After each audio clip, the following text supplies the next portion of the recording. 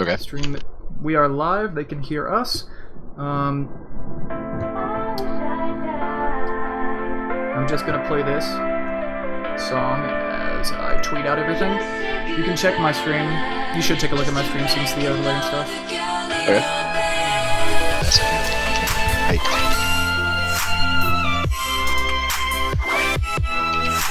Still on YouTube, right?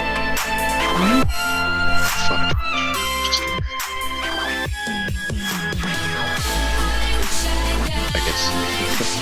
I can see like the stream starting soon. Yeah. Is that the overlay? That's the quality of the music.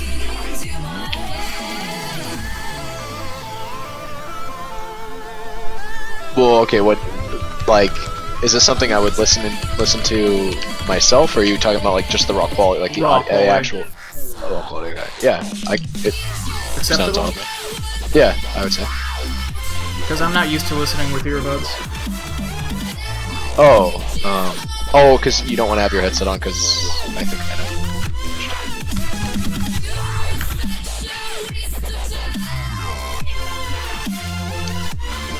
Testing the stream links. They can hear us, by the way. Nice. It's crazy.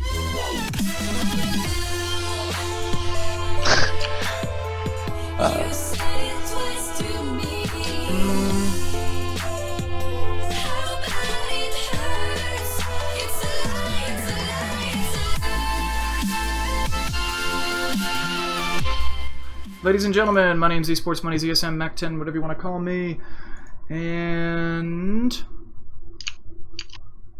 start recording. Welcome to Pub Trash episode number 4.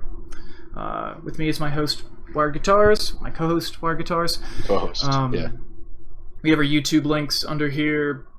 I was thinking about adding my Twitter, but I know Wired doesn't use it, and I wanted them to be somewhat symmetrical. Overlay should be visible on the stream now, Wired.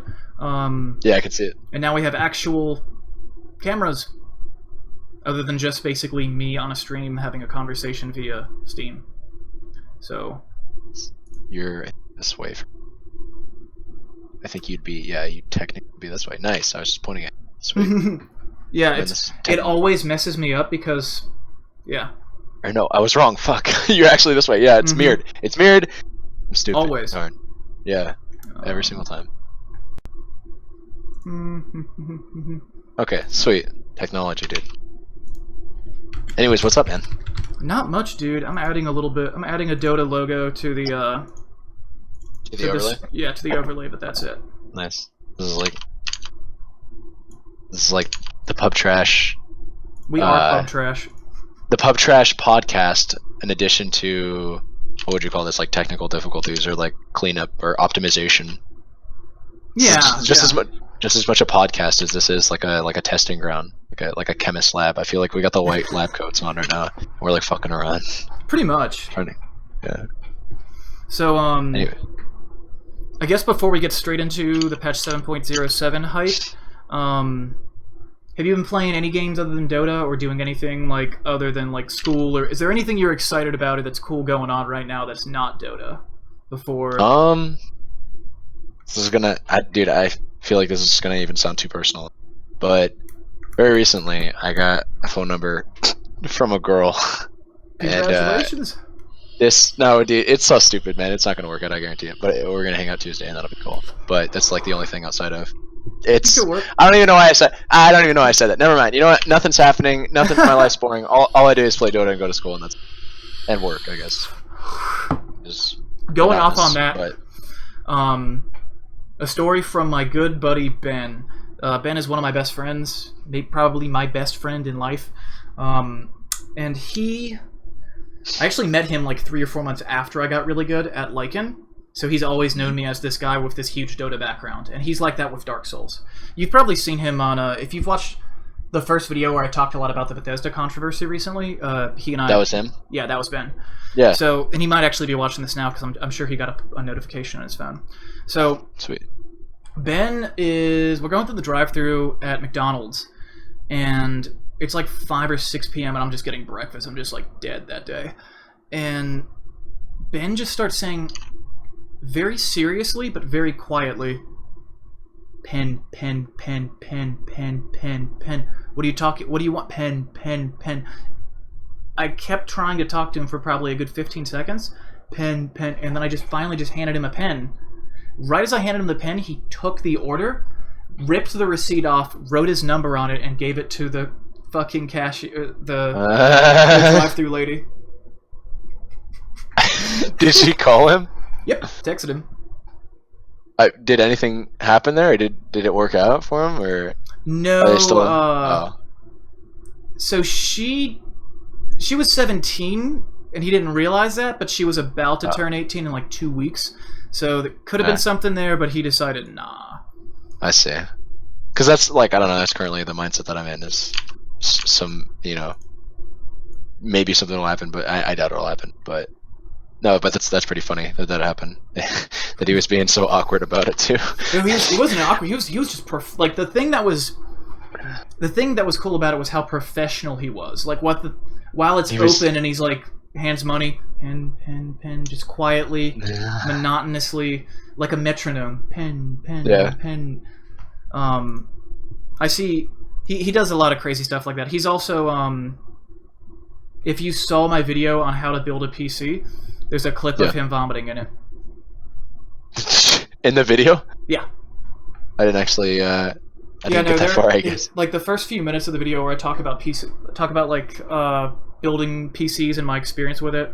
The reason I call it the Daywatch PC is he and another friend of ours are working on making this watch they call the Daywatch, and they're actually trying to make like a legitimate nice watch. It's mostly just like a fashion statement that only tells you the day of the week, hence the Daywatch. But they provided me with like clips of them just like obliterated, throwing up and breaking stuff, and I have all sorts of these. I have like a library of these crazy, ridiculously awesome clips that I'm going to start incorporating into my videos because of them. So that's why it was the Daywatch PC. I have one where we threw a full-size old-school couch off of like a second-story balcony, and it just crumbled because they were moving out and they were throwing it out anyway. So we just destroyed it all. But dude, nice. As far as things for me outside of Dota, it's just the usual VR stuff, the gun heart. In the next 2 months, I'm going to get patch 7.07 or patch 7.1, whatever it's called. I'm going to get From Other Suns, Fallout 4, and Doom VR. So I like how you're gonna get all these games, and then you're gonna get a patch from Dota, which you're just considering like to be a new game. I like that. That's kind of funny. I mean, arguably that carries more weight. Like, yeah, I wouldn't be surprised. Yeah, I mean, that's a good way to look at it. It's really, I mean, especially considering the marketplace for VR is like so small. Yeah, getting a Dota patches, it's exciting, and looking at the schedule of patches from last spring, I feel like I made the last 4 or 5 months of making YouTube content should theoretically be the slowest 4 or 5 months per year. Because I had a huge amount of... The reason I never noticed the influx of viewers from 7.06 is because 7.05 was so recent before it. Tashim, we are not playing Dota, we are talking Dota. This is a podcast. So, anyway, the reason, like, with the patches, even 2.5 months apart, you don't really lose that momentum. But once you break 3 or 4 months without, like, not just like an incremental letter, like a no real patch for like 4 or 5 months, the hype dies big time. Yeah. My nothing else has changed. My like to dislike ratios are probably a little bit better than they used to be. The quality of my content is better. Everything about my channel is better than it was a few months ago, except the viewership is smaller in every measurable metric. And every day on the Dota subreddit, there's some thread about dead game, PUBG's bigger than us, CSGO's bigger than us. I think that says a lot for CSGO and PUBG that they've been bigger than us recently, because both of those games are pay to start. So yeah, I completely agree. By the way, as a complete side note too. Yeah. Yeah, that I've been thinking about it for a while. Same thing with Overwatch. I mean, even though like they're not bigger than us now, but the very fact that they were able to get up off the ground, even amidst all the hype, they still had a pretty strong following out of the gate for that first like year, or at least 6 months, especially when competitive got dropped. Everybody's making a big deal about like how it's going to be the next big esport and stuff like that. Regardless of whether or not it followed through with all that hype, like it had a very strong following for the first few months since its release, and I was like, dude, this game costs like $40 just to get in, and it's nearly as big as like it's topping leagues sometimes on the Twitch streams if you watch. Even now, like big tournaments come up for that. That game gets up there in viewership. It's fucking $40. The game was very. It impressed me a lot. The problem with Overwatch is we'll never know the exact numbers because Blizzard doesn't have an API that's data mineable to the same extent that Valve allows you to data mine their shit. And because of this, again, we'll never have specifics, so the viewership can be different from the ownership. I don't actually own a copy of Overwatch. Yeah, no, it's not. I don't think I've ever played a single game of it. Ever. It's not that big of a deal. It's just another shooter. I mean, it's fun, but I guess it's just clean. Is probably the best way that I could describe it. It's clean. It's a very clean and like clean in the sense that like Blizzard took their fucking time as they do with any game. I've watched a lot of it. Yeah. My boy Ben, that's a Dark Souls player, picked up Overwatch as his esport when he was like recently he picked that up. It's not even a shooter. Like it's hard to call that game a shooter because you can play heroes in that game that don't even shoot guns, that don't even like have ranged styles of play. Yeah, but it's an FPS though. Yeah, I would probably call it an FPS. I've honestly always hated first-person games that weren't shooters up until I got VR. And now, like, in front of a monitor, I don't want to play something that's first-person unless it's a shooter. In VR, there are a lot of third-person games. Like, one of the best games ever made for the Oculus is called Chronos, and it's a third-person hack-and-slash RPG. Now, imagine playing Super Mario World or Super Mario 64, except you can look away from your character and see the whole map around you. Your camera still kind of follows him, but you have like incredible freedom of vision. It's basically how it plays out. So it's really cool, but it doesn't add the same level of depth as a first-person shooter in VR does, where you're actually holding a gun and shooting it, and you're getting shot in the face. Like, but anyway, that'd be hard to admit. I meant to touch on this, not to like just rant on VR when we're talking about Dota, but I meant to mention this. I was thinking about mentioning this to you before the show started, but I wanted to say it on stream, and that is, if you're interested in the Oculus Rift, the price is consistently going down. The price was $800 a year ago for Touch and the Rift. This spring they dropped it to $6. This summer on sale they dropped it to $4. Then when the sale ended, they brought it back up to $6, and after 2 weeks, they brought it back down to $5. And after Oculus Con, which is basically, it's like BlizzCon for Oculus, they permanently set the price to $399. And they always reduce the price around the holidays. I would be surprised to see a $200 Oculus combo, but I would not be surprised to see a $300, maybe even a $250 combo. And that combo package is everything that I think you need, minus one sensor that's like $60. So it's incredibly cheap, and it made me a little uncomfortable because I'm like, I've invested all this money, I've spent $600. What if they're about to release a new headset and they're just trying to clear their inventory? And Oculus has stated they will not release a new commercial headset until like late 2019, and they're focusing on making the headset they have now as cheap as possible and shipping as many of them as possible so that there's a bigger market for software on it. And as far as controllers are concerned, the way that those controllers work with the sensors and the Bluetooth in the headset, the current setup should be future-proof against new headsets. They're also, last bit of this, Oculus has basically stated that, I don't know about the indefinite future, but the next commercial headset, the one that's coming out in 2019, every single game and program that works on that will have to be compatible with the current headset just inherently. So, like, the big thing for me with buying an Oculus is, like, am I going to regret this because there's a better unit out or mine will be outdated soon? I didn't care about the price drop as much as what I've already invested this money into being obsolete, and that doesn't seem to be the case for at least several years. which makes a huge amount of sense to me because, and I know you're not as big on hardware, but if you increase the resolution of the Oculus by like double, which I'm hoping that the next one will be 50 to 100%, it'll be 2 or 3 years, so probably double the resolution in the headset. You're doubling the demand on the GPU, and it's hard enough already to get that level of graphics power with a 1080 Ti.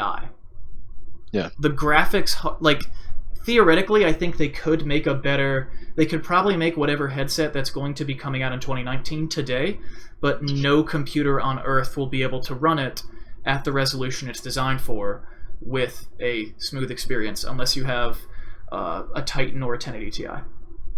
And I think Oculus is really big on lowering the cost of entry to VR, and I wouldn't be surprised if they're banking on 1 or 2 more entire lineups of NVIDIA GPUs being released before they release another headset. I see. A lot of it does sound very interesting. I think I've told you this before. I am very much interested in the Oculus, but I don't know, personally, I just have too much of an investment in Dota right now to like actually give it any serious consideration, just because I feel like I dropped even if it's only 200, even if it's only 300, even if it's 400, or especially I guess in that case, I'd drop that money, I'd play the game, or I'd play whatever starter game that it came with. I'd probably also get whatever like hack and slash RPG that you were just talking about, or I'd probably come to you for some advice, say, hey, what do you really recommend? I'd play the game for a little bit, and then I'd realize, god damn it, like I just got to get back to Dota. I'm craving that game too much. It's the same thing. I just bought Oblivion 2 RPG. If you've ever played that game, yeah, $40, bought it. Sorry. Wait, Oblivion, the Elder Scrolls game? No, sorry. Not. I don't know why they Oblivion Original Sin. It's Oblivion 2 Original Sin. It's a recent Divinity. Not Divinity. Oh my goodness, I'm so stupid. Sorry. Yeah, no, I know that game. Yeah, that game's sick. I don't know why I thought Oblivion. It's like some brain farty stuff. But Divinity 2 Original Sin. Bought it. Played it. I really did play it actually for a little while. And I'm probably still gonna get back to it, but I just have too much of an itch to play Dota right now to actually like invest a serious amount of time into it. You know what I mean? It's funny, whenever I know we're getting a patch, like it didn't happen when we got the release date of November 1st. Actually, this past week or two, I've gotten the itch to play Dota more so than I have in a long time, but I will purposely try to do other things than play before a big patch. Because right when I'm starting to get my bearings, I'll just get flipped. Yeah. No, I understand that. One thing that I really like about VR is that I think moving into the future, we're already starting to see this pattern.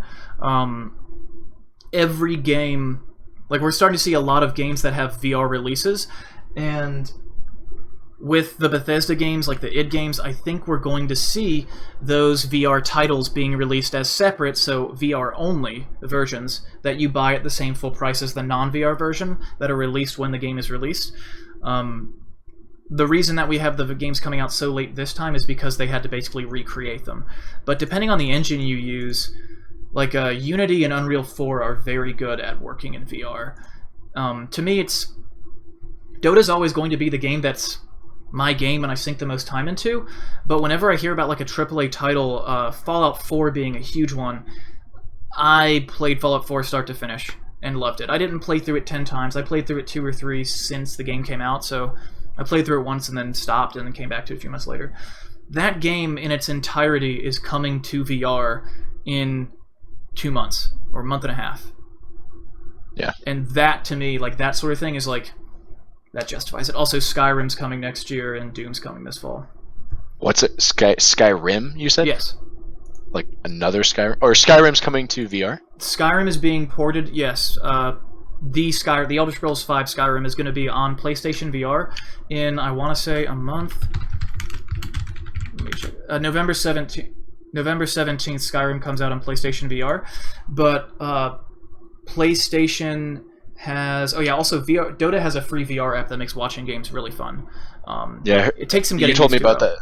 But anyway, you told me about that. Skyrim's going to come out for PSVR on November 17th, and then like the first 2 weeks in December, Doom and Fallout are coming out. I think Fallout is only PC VR, and Doom is both, and Skyrim is only PlayStation, but it's a timed exclusive. They've stated formally that it's a timed exclusive, so Skyrim will be coming to VR on PC at some point. Most likely, sometime. I mean, I know it's. I'm pretty sure it's going to be sometime next year. I'm afraid it's going to be next fall, not this coming spring. Hopefully, it'll be like the first quarter, second quarter. But I have a feeling that they'll put it off until the fall, which really makes me sick to my stomach thinking about. Portal. There is already a VR mod or conversion of Portal. It's free if you own Portal in the Steam store. Sorry, I'm just reading comments. No, you're good. And then there's From Other Suns, which honestly is like, it sounds like nothing, but you gotta. It's so good. I might be more excited for that game than I am for all the Bethesda games. The thing that's cool about Bethesda getting into it is that we'll be able to play all the mods, like Enderall, Skywind, Skyblivion. All of that shit will be playable in VR, which I'm really excited about. All right, so it's been like 18 minutes of me rambling. Sorry, it's not my comfort zone particularly. I was just gonna kind of let you finish, so to speak. Yeah, I mean, you have a computer that can run it pretty well. Oh yeah, send me. Oh no. Yeah, send me your specs. Like, just message them to me. Like, right now? Yeah, or Control Print Screen and Control V. Yeah. DirectX Diagnostics. Sure, So anyway, for those of you just joining us, Dota 2 patch 7.07 or patch 7.1, whatever it's called, the Dueling Fates large patch, will be released on November the 1st. It is probably the last big patch we'll get this year, and then I'd expect the next one in January or February, maybe a little bit sooner. We'll have to see. We're going to get 2 brand new heroes, and other than that, I don't know what we're going to get, but I'm expecting that we're going to get something big. Probably not as big as last year's, almost certainly not, but I think we're going to...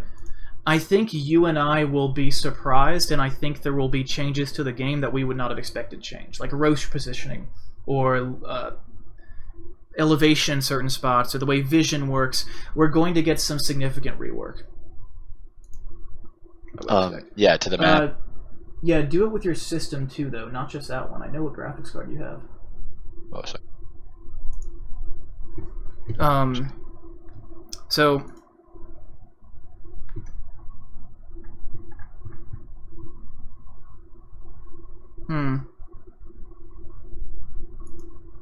Kind of blurry, sorry about that. Oh, you're fine. I kind of agree. This guy, I don't know if you're in the chat, this guy Gwerson in the chat is like, I think we'll get a big one and then a small one to nerf after the fact. You sweet summer children do not remember what Dota 2 was like in its first 2 years, in its first 18 months, 2 years.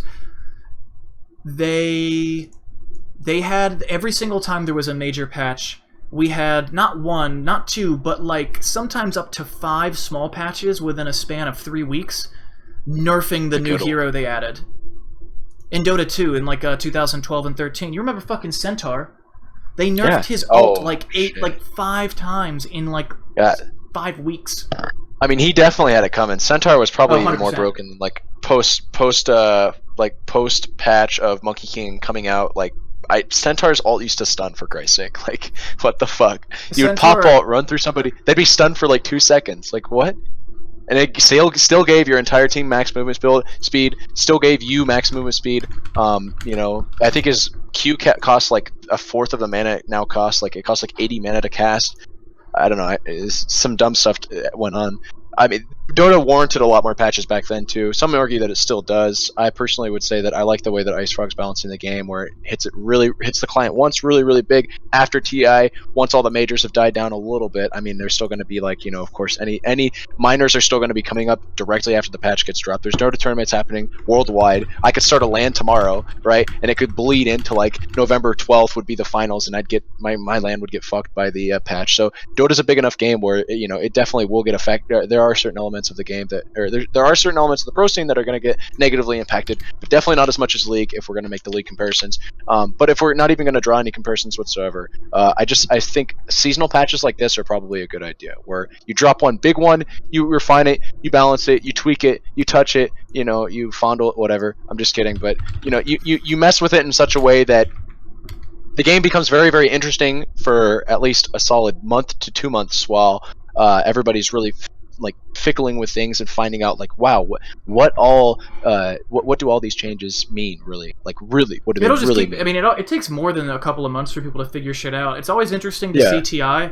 I really wish that we could have a longer period of time before TI. Like, I would not mind having a big patch like this, and then not a patch, not a 7.1, but a 7.11 in 7 or 8 weeks. And to get that, maybe set a standard rotation. Maybe if IceFrog had an idea what he wanted to, I don't know, that's stupid, you can't balance in the future, but set a goal of every 10 weeks a different patch, and then for maybe 8 weeks, 8's probably reasonable, and for tournaments, let them choose to use either the patch that it just came into if it's been a week, or go into the previous patch if they don't want to. Actually, no, fuck that. Make them use the newest one, because otherwise pros will complain and force them to play on the old one, and they'll get less viewership, so it hurts the tournament. So fuck that idea. Anyway, new patch every 8 weeks, and then when TI rolls around, release the big number like around when they did to this year, like April or some shit. And give that big window with just letters, but start working on the fucking balance before TI even starts, so that we don't have to wait this long. This year's not been that bad, but my viewership is lower. I genuinely believe that my viewership is going to go through the roof when this patch drops. Like, I'm probably going to record like 10 or 15 videos in those first 2 days and spread out the uploads. I'm worried that I might record so many guides that we might get a new patch and invalidate a guide I've recorded but not uploaded yet. I don't know. At first, when we first started talking, like, everything that you said made sense, but then like now you're still very adamant about your beliefs. I almost feel like you're kind of like one of those like 2012 world's gonna end believers. Like, you are so adamant about this new patch shaking up your viewership so much that like you'd be willing to fucking like sell your car and like put all your money into fucking recording software, and just like, my viewership's gonna spike 10, maybe 20 times magnitude of what it is. I'm not making fun of you or anything. My ultimate goal's always been like, my health insurance is cheap enough and my auto insurance is cheap enough that if I can pay my rent, I have like a part-time thing I do that I've been doing forever and will continue to do. If I can pay my rent with a YouTube check, then I can do this full-time. Yeah. Even though it won't be easy, because I'll only have like $100 for food and gas a month, I can make that work, and I have. And if that were the case, I could, because I wouldn't have a job anymore, I could actually do a video every day and then stream on top of that and make a living wage. And I think I actually made like $130 in a single month, like when the last patch dropped. Like, my current is like $40-some. And so this patch in a lot of ways is like, is YouTube going to be either the thing I do full time or a serious part of my income? I will be able to tell you that in a month, maybe 5 weeks, just based on the way it goes after the patch. Because if this goes very poorly, I'm afraid that it's not going to get any better than what it's about to be. So it has to be good, because if it's not, then I'm never going to be able to do this. Yeah. No, I feel you. So it's a genuine concern, I'd say. Yeah, it's always been kind of a pipe dream to do something like this for a living. But last time we had a patch drop, when I watched myself go from 1,700 subscribers over 2 years to 3,500 subscribers and double that number in like 6 weeks, and see that number go, the highest I'd ever had before, even when I was making lots of guides in like 2015, 2014, the highest I'd ever made in a month was probably like $40-some, and to see that break 100 was like mind-shattering. Like, suddenly it looked like I could actually do this. So yeah. No, I imagine. You popped out a few like incredibly large guides. When I first saw them in my subscription feed, I was like, "Oh, another Mac video! Like, here's a sniper guide on how to jungle." Last patch. Well, and the fact, I don't know, like, people just play a lot more sniper, I guess, because I remember your sniper guide had like over 10, maybe 20,000. Yeah, here it is. How to Jungle Sniper 7.06b, 51,000 views. Shadow Fiend 58,000 views. Yeah, I'm replacing Drow that. Ranger 22. I'm replacing that video actually tomorrow because I saw it was successful. I've gotten to the point where I don't think I'll ever run out of ideas because my videos are kind of they're too long. Like I don't want to go more than like 10 minutes and 30 seconds or 11 minutes for a guide, and I really try to keep it right at 10 so that I can have as much content as possible. I can really get my thoughts out there, and I can hit that next tier of ad revenue. Oh yeah, that's another thing. So like if you have a video that's 10 minutes long and you put a pre-roll, post-roll, and a mid-roll ad in a 10-minute video, you're going to get somewhere between 4 and 10 times, maybe 12 times as much money as a 3 to 5 minute video with a standard ad. And when I made $130 in like a month, I didn't have any of those long ads. Sweet. At the same level of viewership, that would have been over $1,000 in a month. So it makes me hopeful. But anyway, because of the fact that I don't want to make my videos like 20-some minutes long each, I'm making one for Radiant and one for Dire for every hero that I do. So because of that, I've effectively got like 230 videos, yeah, up to like 230 videos, and you get diminishing returns for posting more than one per day. So that's like 230 days between a patch where I can actually have something. Realistically, more like 180 or 200, because a lot of heroes can't jungle, and a lot of heroes can't jungle on both sides. But yeah, exciting stuff. And I mean, that's just if you stick to the Dota stuff too. You know, like you make VR videos as well, and you talk about. Well, at least more recently, you've been talking about like gaming companies and stuff. So you have a lot. Like I'd say definitely in terms of ideas, your work's cut out for you. One of the reasons that I always use, and I think you do too, when you do guides, you always want to have your voice in there. You always want to introduce yourself because you want to be more than just like Eric Wright is the guy that makes the oh shit I just randomed a hero guide. The alt-ever, yeah. Yeah. The only way to play. Yeah, he's the only way to play guy. But I know who he is because he always introduces himself, and that's a big part of it, because maybe the majority of people that watch him might not stick around when he goes to something else, but he will gain permanent fans that are fans of him and not just the content he makes for that specific game. The bad year for gaming, the good year for PC gamers. Part 1 and Part 2 both have like 200 views, but they're long, so they have lots of... A view on there is worth a lot of money. Most of my non-Dota stuff is pretty low viewership. From Other Suns is okay. I've been trying to figure out another esport that I could spend maybe, I don't know, a month with and grind the fuck out of with and get to maybe, I don't know, the equivalent of like 4K, like maybe upper 3Ks with, and just watch a lot of it. Maybe Overwatch the game, I don't fucking know. But do that with some other esport. So I have that in my toolbox so that when we're in the start of September following this, like during this last year, I can just put out content for that game rather than Dota. Yeah. Also, I mean, it's nice to just kind of have those things in the back of your mind, you know. It's not exactly set in stone when Dota's inevitably going to die.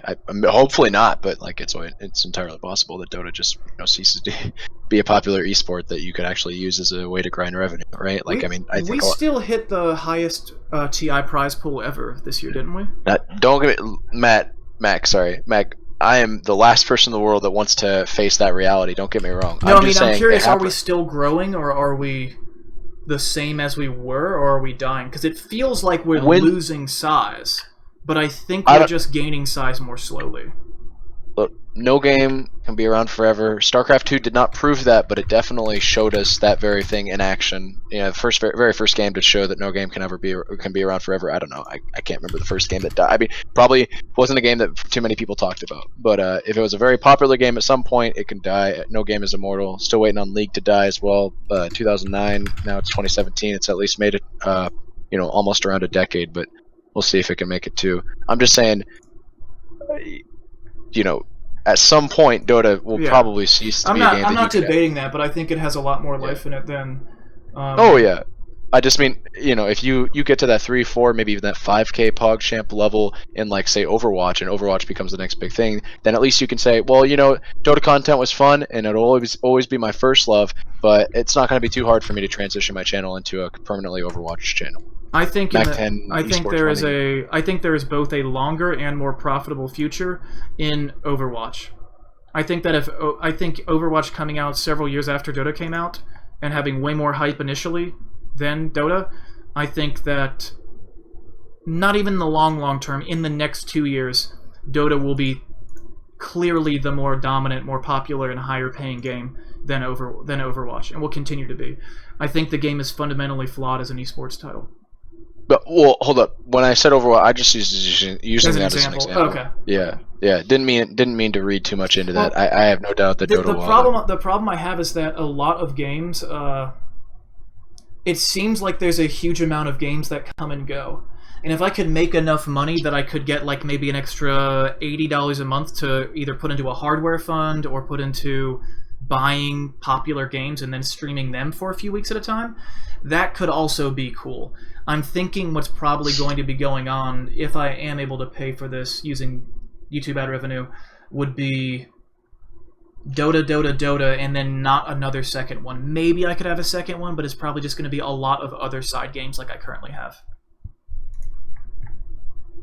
Also, This is going to kind of blow your mind, but like, StarCraft hasn't really lost, to my knowledge, it hasn't lost any size of player base since almost 100% 2014 and probably mid-2013.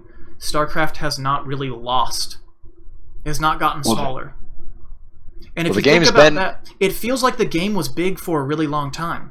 But the game was only really big for like 18 months. Dota has been this big for like 6 fucking years now. 5 years at least.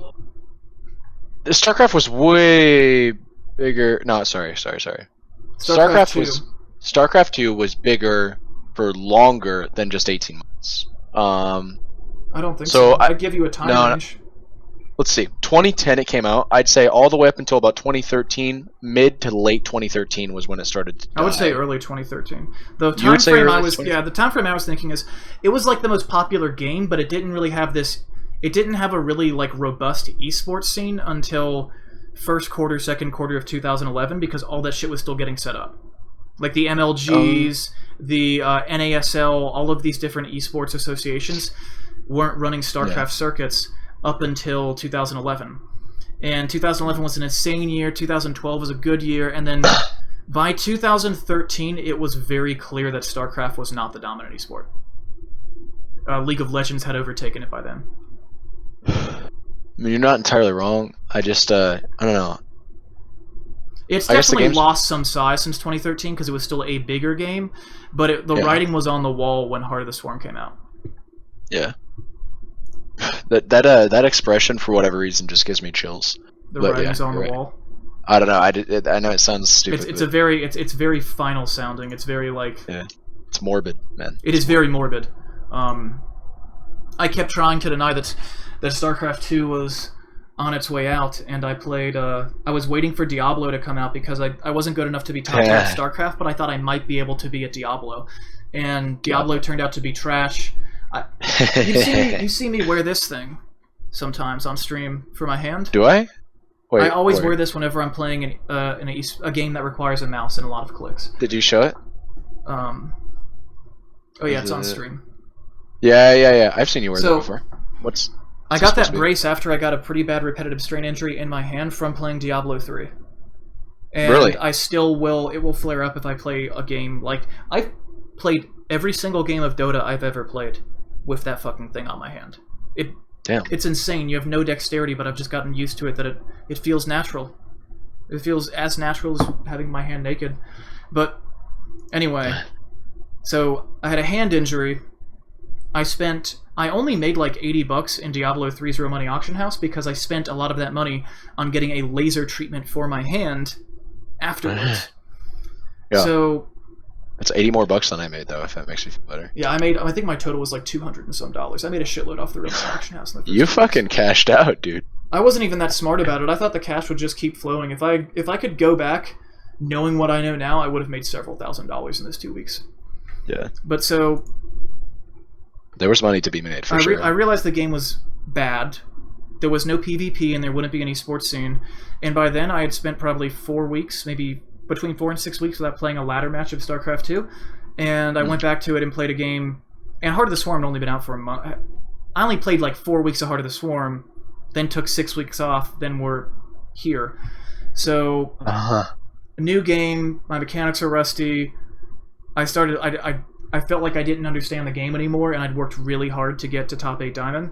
So, it's like, what fucking esport am I going to play? Hey, Dota 2 is a thing, and then I read about the International, and I'm like, I remember having a conversation with my boy Pat that Dota 1 was not a respectable game, and that Warcraft 3 was still the real esport, even as recent as 2009, because it was just a mod for another game, even though I enjoyed playing Dota more. And then I saw that esports title, and I was like, yep, I'm playing this. Yeah. I can't actually believe that people genuinely thought that Dota wasn't a respectable game in and of itself. Like, it very easily It was stood just because alone. it was a mod. I never thought anyone would take it seriously. Well, no, but it wasn't. Okay, so obviously you agree with me here, but it wasn't just a mod, right? Like, it stood alone in the mod scene in there. Like, you had every other mod that, like, you know, occasionally got hosted. Like, you had Vampires versus Lycans occasionally gets hosted. Cat and Mouse occasionally gets hosted. Island Defense occasionally gets hosted. You have, you know, fucking Lope, right? Life as a Peasant or whatever, Peon or whatever the fuck, Life of a Peasant, which got hosted kind of often. You know, you had fucking all the Mass Attacks games, which got hosted pretty often. And then you had fucking Dota that had like 3 or 4 websites. There was always, when you turn it on, like 90% of all the lobbies are Dota lobbies. Dota, yeah. And there's all these bots that people have put into their games to kick people with high paying and only Dota had, dude. They had quizzes. It was You'd so get into advanced. a Dota lobby. You'd get into a Dota lobby and you'd have to answer the current price of a Void Stone. Otherwise, you'd get kicked from the, like, they took that shit very... Yeah, you'd be too much of a noob. They didn't want to play with you. Dude, they took that game so seriously. I can't imagine why anybody would ever have had the thought, oh, Dota, man. That's just another mod. It's just another Hero Line Wars. Or it's just another Line Tower War. No, it's not. Like, it very clearly wasn't, right? And I didn't even really play Warcraft 3 that much, and I recognized that Dota was a big fucking deal. I don't know. Like, it's got history, dude. It's got blood, sweat, and tear, dude. Aeon of Strife. Whenever I look at a game like Dota, so if you'd asked me when I picked up Dota 2 what I thought was going to be the next, if I thought it was going to be as big as it is today, even in 2012, like, I started playing the last week of June / first week of July in 2012, so I played for like 5 weeks and then saw the play happen live. I saw TI2 happen live, like, only like a month and a half into playing, but I played Dota 1 for... I played Dota 1 since like 2003 or 4. So anyway, if you told me then how big Dota would be now, I would not believe you. Because I kept thinking that it was going to be big, but that StarCraft 2 was going to remain the dominant esport. And StarCraft 2 just fell the fuck off. Okay, my camera seems to fix its focus. But StarCraft 2 just seemed to fall right off after I left the game. Like, it's like I jumped off of that ship, not realizing I was jumping off of it, or that it was sinking. But whenever I go back, I try to compare it, because StarCraft 2 to me, StarCraft 2 has generated at least as much emotion and passion inside of me as Dota has, and I only played that game for a very short period of time. I mean, we all only played that for a short period of time. So I always look back at that for reference, and this game has been several times bigger for several times as long as StarCraft, which makes me feel good. And then when I watch the trends of us getting smaller, I have to look around and see people don't quit gaming. Why is Dota... If Dota's getting smaller, what's getting bigger? And it's like... It's not Overwatch. It's like the monthly new game that comes out, or PUBG. Like, for an esport to die, I think there's 2 requirements. 1, people stop having fun with the game, and 2, there's an alternative. Dota's a very good game for an esport because it's very, very fun. Like, I can play all random to relax, or I can be super serious and play ranked and only spam the same hero, or I can I'll pick and have fun and just pick a hero that I'm not particularly good with. It's strange. In StarCraft, once you get good at StarCraft, it's always work. In Dota, You can be really fucking good, but pick a hero that you never fucking play, and it's still not really work, because you're so out of your element, you're not conditioned to muscle memory to do all the things you do with the heroes you spam. Yeah, but you're probably going to suck, in fairness. You will, but you're not playing ranked. We have ranked and unranked for a reason. Well, I mean, StarCraft does as well. Yes, but it came out with it after we had both. StarCraft had ranked only for... That's another reason the game died. I mean, that is a reason that the game died. That's one of the reasons that the game died. Yeah, one of the reasons. If you think Overwatch will be a significant player in the esports world 2 years from now, look at how Blizzard handles StarCraft 2. Blizzard put a huge amount of work into making Overwatch an incredibly fun esports title. In StarCraft 2, they had what is possibly... Yeah, that is why all random exists. They had what is possibly the most important esport of all time. People might not say that now because people look back to Quake and StarCraft Brood War and CS and say these games were more important. I think in 10 years, 20 years, we will look back and say StarCraft 2 was the most important esport of all time because of the things it did for organizing leagues, organizing sponsors in this modern age, not the 2003 age, but the modern age, and creating Twitch, closing Justin TV, making Twitch, establishing EG, and all these other brands that kind of got not their start, but their first step into big boy territory with StarCraft, and then use that money and sponsorships to do all the things they do now. Blizzard created that game, and they were smart enough not to put a LAN mode in it so that they had the whole community by the balls at all times. Not to mention it's the sequel to I would say probably the largest esport in history. I think Brood War is probably the largest esport in history. Definitely the most organized. It was more... Definitely the longest. It's still fucking going. In terms of player base, I think it is the largest, though. Or at least as of, like, 2009-10. Like, before the modern... I think the release of StarCraft 2 really ushered in, like, a new age of esports. And I think prior to that, I think Brood War was the most viewed and the most played game because there was so much infrastructure around it. It was the second most watched sport in South Korea next to soccer for like 10 years. Yeah. And you have all of these things factoring into this AAA bombshell fucking title. Like, I was never a big Brood War guy, but I still had chills watching the announcement trailer. You have all of that, and the game is actually really fucking good. And somehow Blizzard still manages to kill the game. Like, really internalize, like, how much they had on a silver fucking platter, and they still managed to make the game irrelevant. And people made fun of Destiny and all these other people saying, like, hashtag save StarCraft and asking for, like, these long lists of changes, whether it's balance or mostly quality of life, but some balance things. And they all eventually came, and they all eventually came in, like, 2015. Yeah, at least they came at all. I think Blizzard will fuck up Overwatch. You know about their league system? They charge people several $1 million if you want to run an Overwatch league. Not only do you pay the prize money, but you're actually paying Blizzard to hold a tournament. It's not Blizzard. It's not Blizzard looking at you and going, "Yeah, host the tournament for our game and create free publicity for us." No. Give us several $1 million because the ad revenue and the sponsorship revenue is going to be so big for our awesome giant game that you should be paying us millions. Meanwhile, Valve's over there like, oh, you want to have a major? Oh, yeah, so that's another really important contrast, actually. So, hello, idiot noob. That's actually a screen name.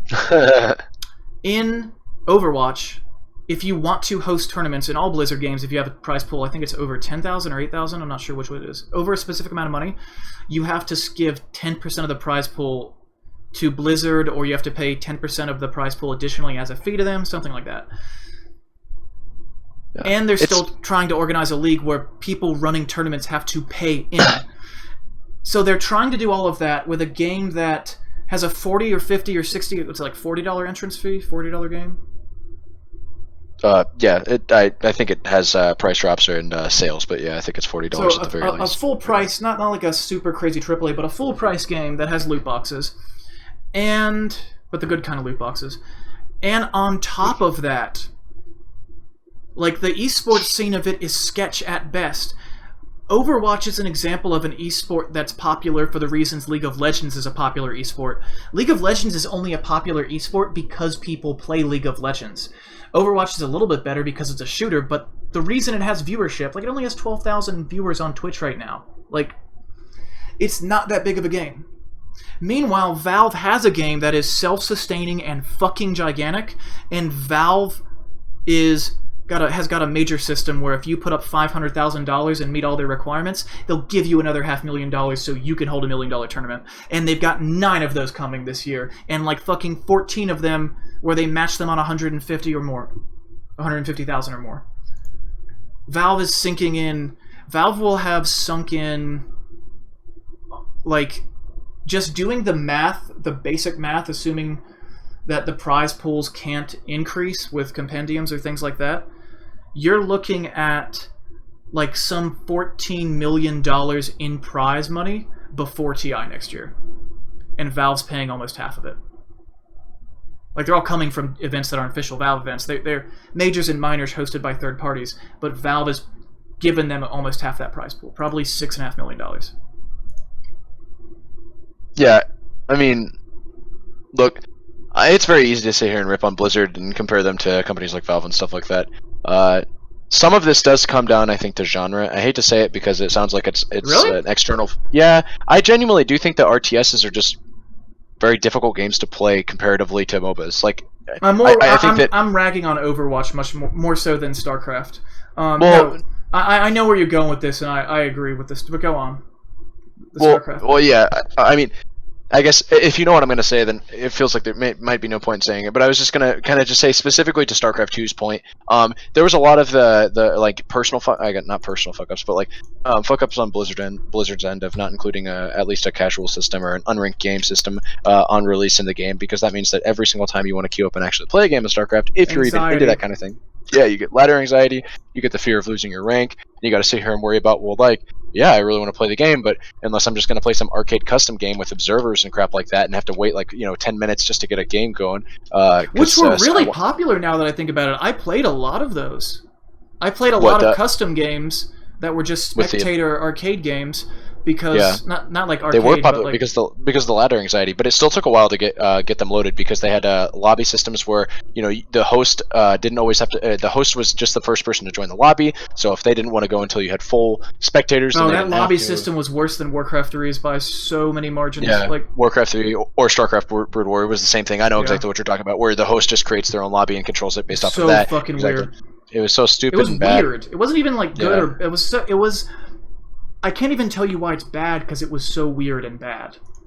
I think it's hard to say that it was objectively worse because, yeah, like you said, it was more so different than it was worse or better. But I will go as far as to make a quality personal statement and say that I thought that personally it was a lot worse. Obviously, it was different in such a way that it's hard to actually measure that kind of thing. It was quirky. A lot of things wouldn't work off the bat the way they were intended to, and with how much of a dick they were with forcing you to use this really clunky Battle.net system and UI, none of it seemed to work together in ways that you would assume it would. Yeah. You know what I mean? But again, like spectating and things like that. Sorry.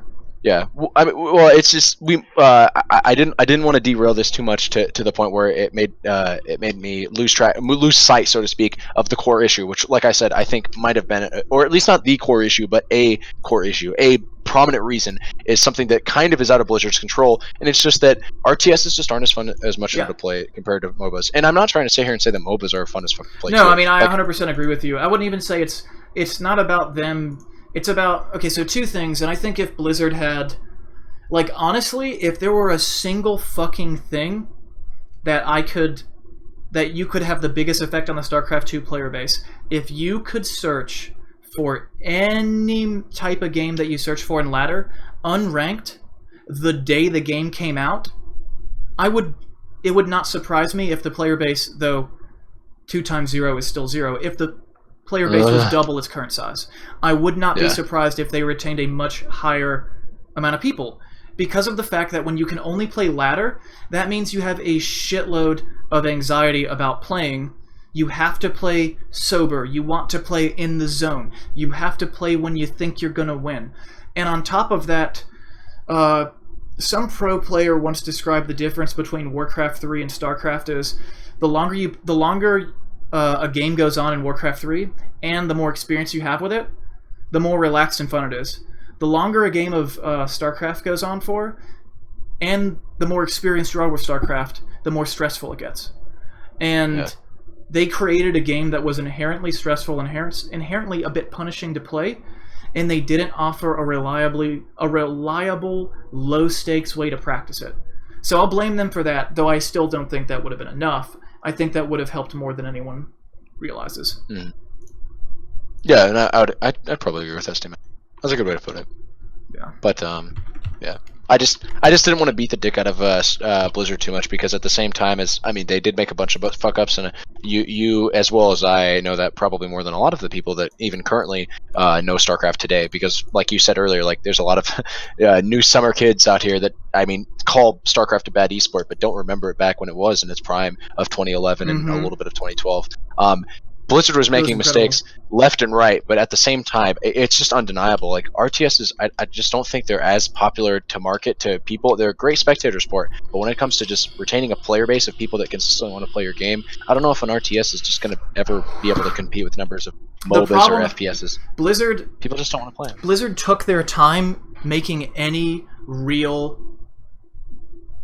They took their time in. Fixing design choices that were problems. Not having LAN is not a design problem. Not having LAN at tournaments is, but in general they didn't want you to have LAN because they want to make sure that if you're playing that game they can stop you, because they couldn't do that with Brood War and they knew the game would be big. I think it's a mix of two big factors, and one is Blizzard was way too overconfident. It sounds like a double positive when you say too overconfident, but they were so fucking overconfident. They thought that they did not see the game trickling off. They're like, why would they think it's trickled off? They've had Brood War as the dominant South Korean esport for 14 years. The game was still gigantic when StarCraft 2 was released, and they thought StarCraft 2 was going to be bigger. And it was growing. The game was growing at an insane rate the first 2 years. StarCraft was bigger a year from when it came out than when it came out. That's insane for a AAA esports title. Overwatch is not nearly as big as it was when it came out. But StarCraft 2 got bigger with time for the first 18 months. First year, really. 18 months, maybe. But, like, they were seeing all this growth, and they just thought, like, I think they felt either they didn't have to make the changes, and Blizzard doesn't, like, they really have a lot of pride. They don't want to look like someone's making them make those changes. More so than Valve. If Reddit explodes on Valve will make a change. There were so many times in 2012 and 13 when I was playing Dota, I would see a bug on the front page of Reddit, and there would be a patch that fixed it within a day. Like, this happened almost every week for months and months. Like, Valve is so good at this shit. Whereas Blizzard either felt they didn't want to be bent to the will of the community, that they didn't need to do those things, or that those ideas were bad. But mostly that they didn't need to do those things, or at least they didn't need to do them very quickly, and they were way too confident in their market share. Well, they weren't too confident in their market share. They were too confident in how long they would hold their market share. And the second factor, which is a little bit more benign, is that supposedly, well, I know StarCraft 2... in its current engine, like I've talked about how StarCraft 2 only runs on one core. It's one of the least optimized games ever. I actually use it to benchmark my CPUs to this day because it's so fucking poorly optimized. 7-year-old game that on the third level or fourth level of the campaign, you know, the one where you're in a holdout before you meet Matt Warner for the first time? Yeah. On hard, not brutal, on max settings and low settings, my FPS is the same because on max settings, you're basically taxing your graphics card, not your CPU more. But that mission, at like 70% of the mission through, there's not even that much stuff coming at you, and you don't even notice it till you actually look at the numbers. I'm averaging between 45 and 60 FPS, and the game can run at 120. The game's unlocked. And I'm averaging like 50 frames per second in a 7-year-old game in a several $1,000 rig I just built. The game is so poorly optimized. Because they started it in 2004. I've seen alpha footage that they had from like 2005 and 6. The game, they had models that looked close to retail as of 2006. And because the game was in development for so long, they lost a good amount of the programmers that were on it. There were so many different people that worked on it at various times that when turned out a lot of those people didn't leave good annotations in their code, Blizzard didn't know how to work with the game they had. Yep. Blizzard, supposedly, I don't remember if it was from, I think it was from Wings of Liberty to Heart of the Swarm, they did a UI overhaul. They did a UI overhaul for all of these, but when they, I think it was from the base game to the first expansion, they did a UI overhaul, and someone from Blizzard stated that they had to do everything from the ground up, essentially. The entire UI and the way Battle.net worked had to be done over from the ground up. Doesn't surprise me. Which is insane. My fucking phone keeps sending me push notifications for things that are like promotions and ads, when normally it just hides those and sends me the real ones. Guerson says Dota 2 is also a poorly optimized game. Dota 2 is an incredibly well optimized game. With Vulkan, it's incredibly well optimized. It has bugs, yes. But when you talk about optimizations, you're not talking about preventing performance, or you're not talking about preventing bugs. You're talking about incredibly high graphic fidelity with high frame rates with cheap hardware. And yes, Vulkan does that for Dota 2. It creates bugs. I actually don't use Vulkan anymore because my CPU is good enough that I don't have to. And it creates bugs when I'm trying to record only Dota and not just my whole monitor screens, like when I'm doing guides. But even after turning off Vulkan, running the thing on high with OBS recording at 1080p 60 on the, I think on it faster. Like you know how H.264 encoding works at all? No, I don't know anything about encoding. So under where you set your bitrate in OBS, it says encoder preset, and it's like super fast, very fast, faster. Yeah. The more you slow that down, the higher your quality is. At the same bitrate. But it also taxes your CPU way more. A lot more, yeah. I have this turned to faster, so I think I'm 1 or 2 notches down what they encourage you to do. I'm streaming 1080p 60 perfectly, and I'm playing the game on max at over 100 frames per second without Vulkan. Yeah. Sorry, what were you going to say? I was going to say, I'm aware of that much, and that I'm aware that the lower that you set it, the more taxing it is on your CPU, and I generally don't even try to fuck with it. Maybe I should, because I just bought a new PCU, as I told you, like a little while back. I bought the parts for it and I put it together, as I told you a little while ago. And I should consider maybe just kind of toying around with it, seeing how far I can actually push my CPU now, since I have a somewhat modernized PC. I think I might be. I remember something like that. Actually, it's not as big of a deal for you because you have an Intel CPU. Just know that. Sorry, go on. No, you're good. So Intel CPUs are pretty much always running at a higher frequency with a higher IPC. I think I've told you what IPC is before. Basically, if the IPC of 2 processors are the same, then that means if they're both running at 3 gigahertz, the exact same speed, then they're the exact same in power. So like, if my IPC is lower than another CPU's, then mine would need to be like 4.5 gigahertz when theirs is running at 4 gigahertz to get the same performance. It's basically telling you how much a gigahertz or a hertz is worth in terms of performance. Yeah. Intel's IPC is higher than AMD's. Even after Ryzen, their IPC is like, I don't know, like 8 to 10% higher. And Intel CPUs run at higher frequency. So you get both. My CPU would need to be running at like 5.3 or 5.4 gigahertz to match a 7700K running at 5 gigahertz. But for a significantly lower price, I get double the amount of cores. And those extra cores are really important for streaming. It basically means that I can stream without lowering my frame rate at all. The reason that you might want to go for Intel and get the higher frequency with the higher IPC without the extra cores is because a lot of games don't use all those cores. Yeah. But Dota's one that does. With Dota at Vulkan, I've honestly never pushed it as hard as I could, but I think I could turn this thing down. Like, my stream quality is already higher than like most tournaments on Twitch. I think my stream quality was higher than TI's this year on Twitch. Not YouTube Live. YouTube Live goes up higher. Yeah. So anyway, patch stuff. What are these heroes supposed to be about? What do we know about these two new heroes? I think one's a support and one's a carry. I actually don't know if even that much is confirmed. Is that just kind of speculation? I feel like Valve hinted to it or something along those lines.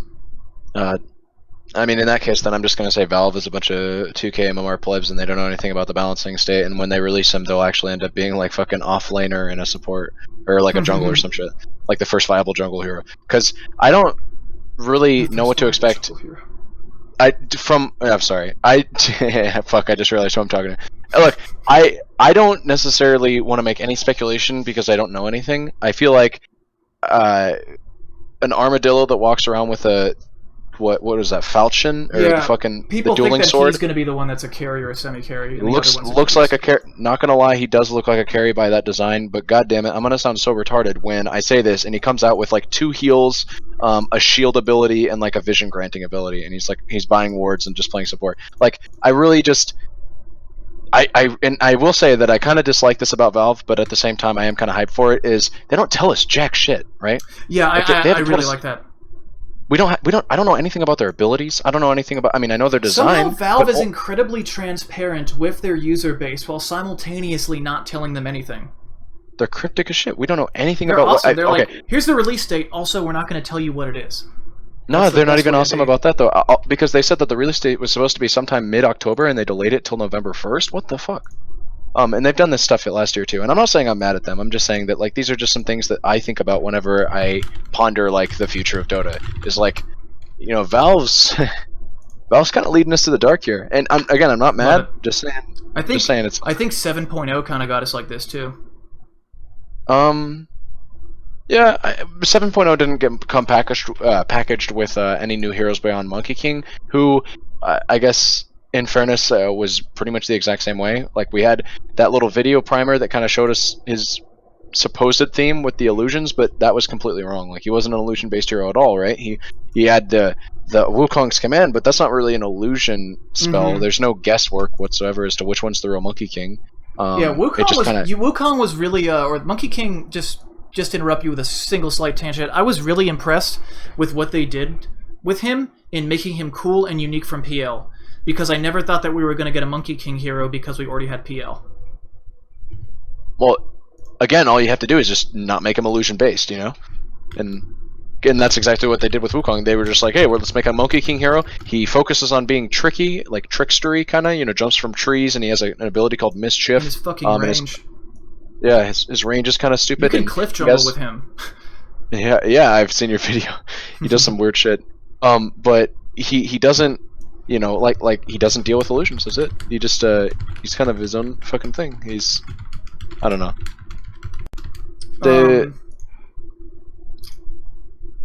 Well, we kind of got 2 last year too with the Abyssal Underlord and Monkey King. Yeah, so about Abyssal Underlord. People in chat are telling you to sit up a little bit so they can see your face. Yeah, sorry. Or just tilt your camera down slightly. No, as far as Pit Lord's concerned, I don't technically consider him a new hero. Yes, he's new in the sense that he, you know, was the first hero that we got. He got released to Dota 2, but he came from Dota 1. There were some changes made to the hero from Dota 1, such that you could argue that he is kind of a new hero. Like he's a new hero as far as that. Remind me to mention Centaur when you're done, but go on.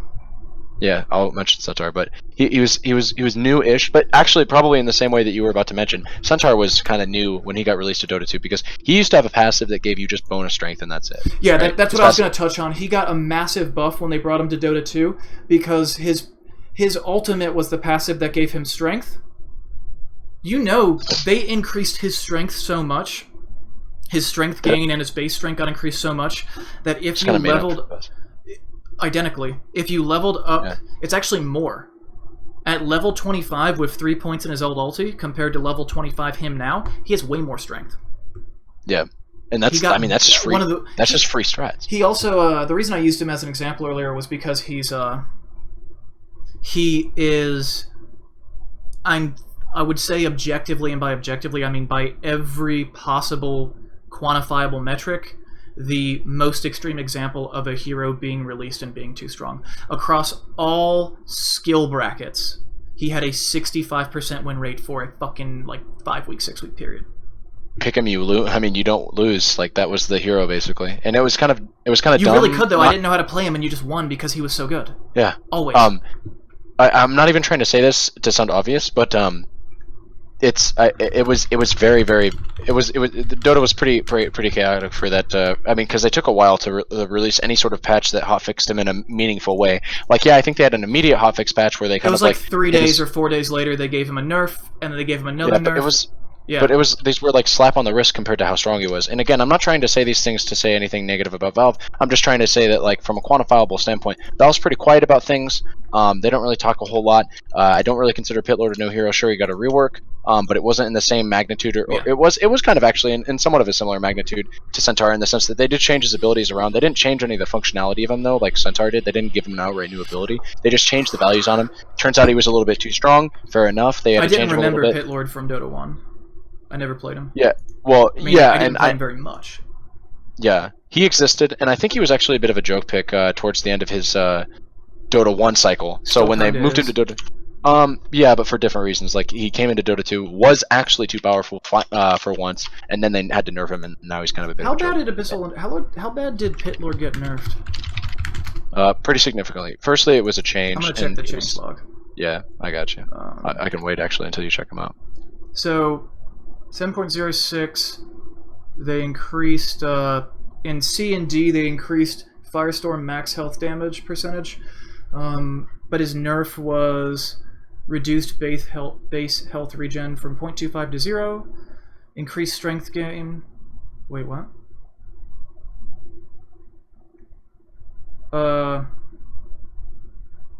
Oh, here's the big nerf, it was 7.0, or 6.88B. They reduced... No, that was a buff. 6.88F? In 6.88B, I think that was actually when they dropped the hero, if I recall correctly. It was somewhere... It was a post-TI... No, it was a post-TI patch. You might be right. So it was a post-TI patch. They dropped the hero. It was so stupid. I'm not trying to like rip on Valve again, but they did it just like Techies, and this is the whole reason why the Techies hype died. No, it was... come on. They took a dumb all-star game from pros. They were like, hey, instead of all-star, they were just like, let's do 10v10 Dota Imba and throw Pitlord in there. And you're not even focused on Pitlord because you're focused on like, oh my god, Queen of Pain uses Sonic Wave and now it's like 3 times Sonic Waves or something like that. Like, you don't get a chance to focus on Pitlord because it's just Dota Imba with Pitlord. It's like everybody wants to focus on Pitlord, but it's hard to because it's 10v10, not normal Dota. Dota Imba, which isn't normal Dota. Mm-hmm. So they killed the hype that way. He got released, like I said, it was a post-TI patch, so he didn't have his own separate patch dedicated to him. Yes, you can argue that it was called like the Balance of Pitlords or some shit. Like, the patch was kind of named after him, and it had the big Pitlord thing on the top, or theme. It was themed after Pitlord, but it was a post-TI patch. It was not just like, and you could argue similar things with a lot of other heroes. Usually they release heroes with patches. I'm not going to flame them for that. I'm just saying that they took such a you call them letter patches. They took a mindless letter patch that was mostly just meant to balance the state of the game pre 7.0, and they were just like, oh yeah, by the way, here's Pitlord. Instead of just making us wait till 7.0, porting both heroes, not porting both heroes, but porting Pitlord with Monkey King, and being like, hey, in addition to all this other crazy shit that you get to deal with in 7.0, here's 2 heroes. I see what you're saying, but I want you to take this into consideration and tell me why it outweighs it or doesn't outweigh what you were talking about. So, like, there's 2 reasons why they wanted to do that. One is because they have the ability to get him out, so they want to get him out as soon as possible so that they can make him more balanced. So when Monkey King comes out, then they're only worried about balancing one new fuck-off hero. And 2, which is probably the bigger deal there, is it kind of... Pitlord didn't do this as much, but Techies did a decent job of keeping the game alive and kicking until that next patch landed. And it might seem a bit out there, but my Techies video is one of the fastest growing videos of all time. In fact, my Techies video from 2014 is like 2nd or 3rd to my Lycan video. I think it's number 4 overall. My Lycan video is number 3. But counterpoint. Maybe I should. I guess I shouldn't flame Techies too much because his release was also kind of weird. Like, it was unclear as to whether or not when he got released, if he would make the game actually more cancerous, even though a lot of people He's also, like, a bad example. Like, I'm more talking about Abyssal Underlord and just the general idea of releasing a hero in the interim to keep the game's numbers afloat, because Techies is a special case. Techies was a hero that had been hyped up for 2 years at that point. Yeah, and so maybe he just like got overhyped. I just know that I don't know. Tell me this, right? Like, do post TI patches ever work for anything other than just balancing the game? Like, should there ever be an agenda outside of just balancing the game when you're talking about post TI patches? Like, if some people even argue that they don't. The immediate one and then the one after that to follow. Usually there's like 2, sometimes 3. I think when techies either it was when techies You're got saying released. letter patches, not number patches. So there's the pre-TI patches that are letter patches, and then there's the post-TI patches, which are usually letter patches too. Yeah, me? no, I'm talking. That's what I mean. So you're saying like 6.88 Z rather than 7.0. What are we expecting from the Z, the 6.88 Z, the thing that's just post TI? Well, if we get a patch that's just a slight increment, what should we get? Or are you saying if we got like a 7.0, what should we get? Well, yeah, so you actually put this in a very good way when we talked about this a good while ago. It was like maybe a month ago at this point. Was usually they start adding letters to patches when the patch is significant, right? When they want to kind of move the patch, when they want to move the game towards a direction of stagnance, if that's a word, to make sure that it's ready for professional play, right? It's basically anti-cancer. That's what it is. They're trying to keep. They're trying to make it so certain heroes aren't a good idea in all situations. It's very, very. Those patches are almost universally number tweaking. Yeah, and so in those cases, right, when you want to try to like when you kind of want to fine tune or take a nice a well-edged knife to the game and say, hey, let's chip off all the imperfections, try to make the game as balanced as possible, and also make the meta. Make it like flow, I guess, for lack of a better word. Make it so that there's a clear cut like way to play the game in an efficient way, and then there's counterpicks to strategies as opposed to just kind of like, oh my fucking god, like, oh, there's all this new content, like what the fuck's the most efficient way, whatever. I don't know. That second point might be a little bit weak, but the first point still remains solid, where you want to take the game and you want to make it as balanced as possible when you approach the game with that angle, right? And you're trying to say, okay, well, the whole reason we're doing this is for TI, or we're doing this for Shanghai, or we're doing this for some major or some shit like that. Like, the whole reason that we're doing this is for this particular event that's coming up. Why on earth would you ever say, oh, by the way, as a quick little side note, in this little lettered patch, we're also going to throw in a brand new fucking hero, right? And it's not going to be in captain's mode. I agree with that. I agree with what you're saying there strongly. Yeah, I think the thing is though, like post TI. Not from TI to the end of the year, but at least within the 4 to 5 weeks. Honestly, up to 8, but I say 100% of the time, 4 or 5 weeks following TI. You're dealing with unlocked rosters. You're dealing with people doing ad drops. There's no real competitive scene. Like, it's pretty safe to drop a hero within the 4 weeks after TI. But if they were to drop a hero like right before TI in captain's mode, or just do it without putting him in captain's mode. No, that's what they do though. That was about to be my counterpoint. Is that's exactly what they do? Is they take some lettered patch because I think the whole reason they still are kind of nervous to drop another. I don't know if the Dueling Fates update is actually ready, but if it is ready, I think one of the reasons they're delaying it is because apparently there's fucking some major or some shit like that. This is what Eric Wright was complaining about when he said he was going to make a guide for every single day. He was Hold on a second. well, I can get the. I'll get the list. The exact tournament. Well, no, I know there's a shitload of majors and minors before the end of the year. So this fall, sorted by date. Oh, what? ESL 1 Hamburg is in 5 days. That's right. That's what it is. Okay, so ESL was somewhat, I think, one of the big. I think it was one part of one of the reasons why they were trying to balance. 100%. That's the reason we don't have a patch yet.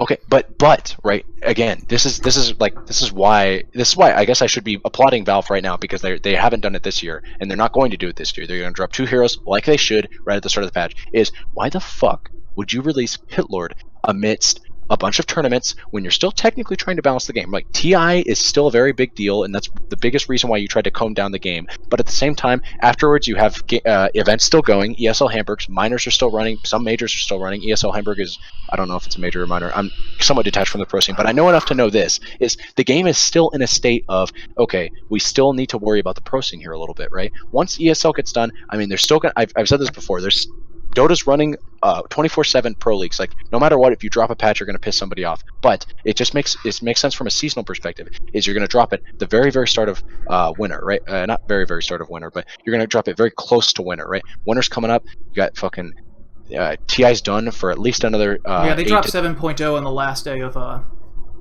They announced there was they put a 48-hour. Yeah, they put out a 48-hour countdown. Actually, no, I think they dropped it immediately as the They put like a 12-hour or 6-hour countdown. It was like, when this countdown's over, the patch drops. And they did that right at the end of the Boston Major last year. Spamming the refresh button, and they broke the servers. That was pretty funny. You have eight months until TI comes up, right? Makes total sense to just be like, you know what? Fuck it.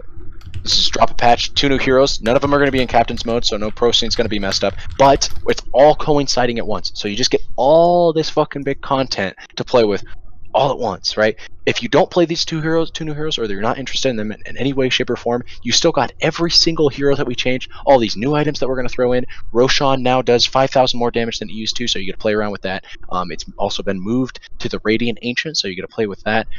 Your tier 1 towers are now crazy new looking demonic looking things that do 3,000 more damage or some shit. Like all these big changes happen, so you just get so many things to play around with. It's literally a brand new game. It is. Why not? You just save everything.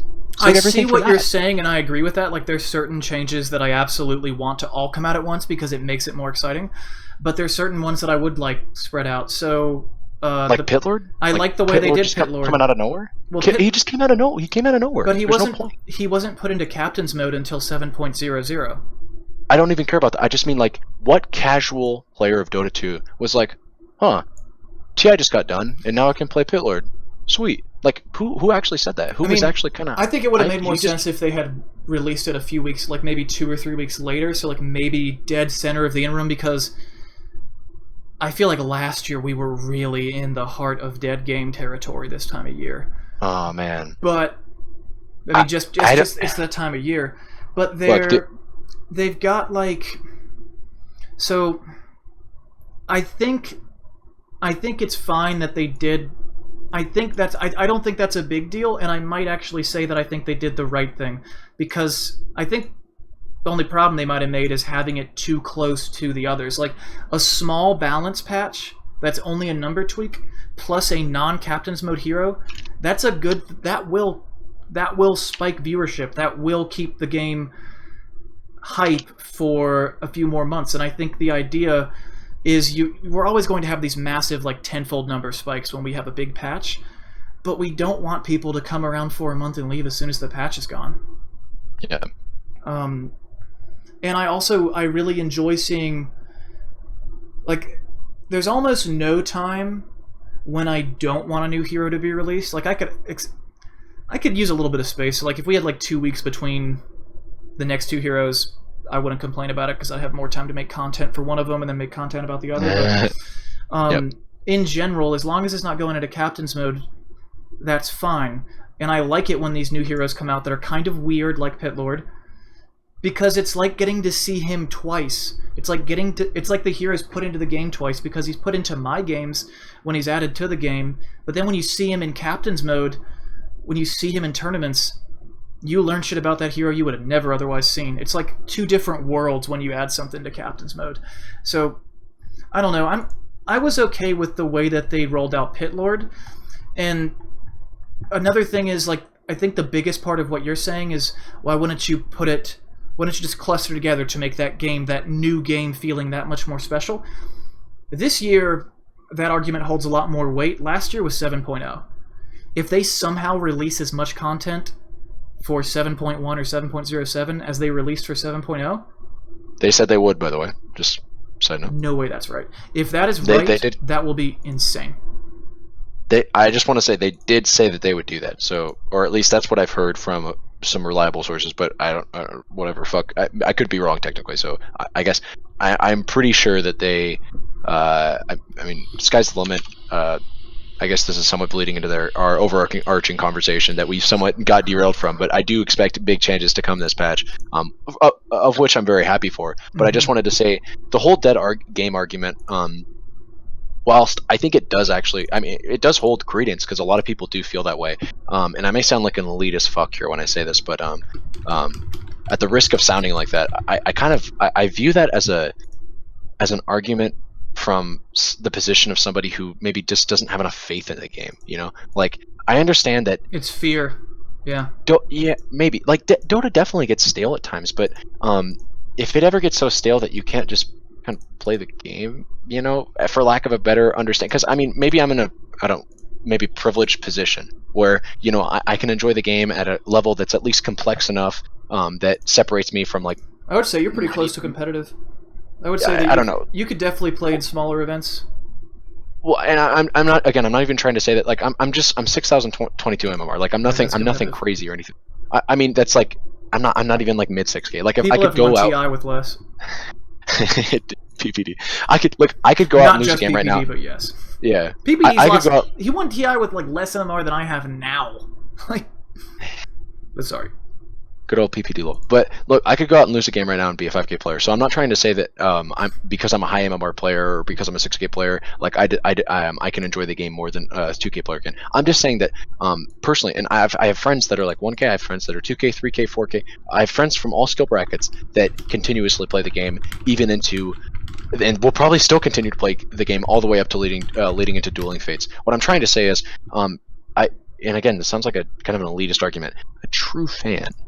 Right, a true fan respects Dota all the way up until the game gets another patch, and they don't sit there and say, "Oh my God, finally a new patch!" Fucking dead game gets resurrected. They say, "A new patch. I can't wait to see and explore what new arrivals." It's like an MMO player. Like we almost have like MMO syndrome, where like World of Warcraft was so fucking dead in Mist of Pandaria, and I never bought Mist of Pandaria, and I stopped playing. I bought Cataclysm and only played it enough to level to the max level and then did no additional content. I only bought 1 month of the game.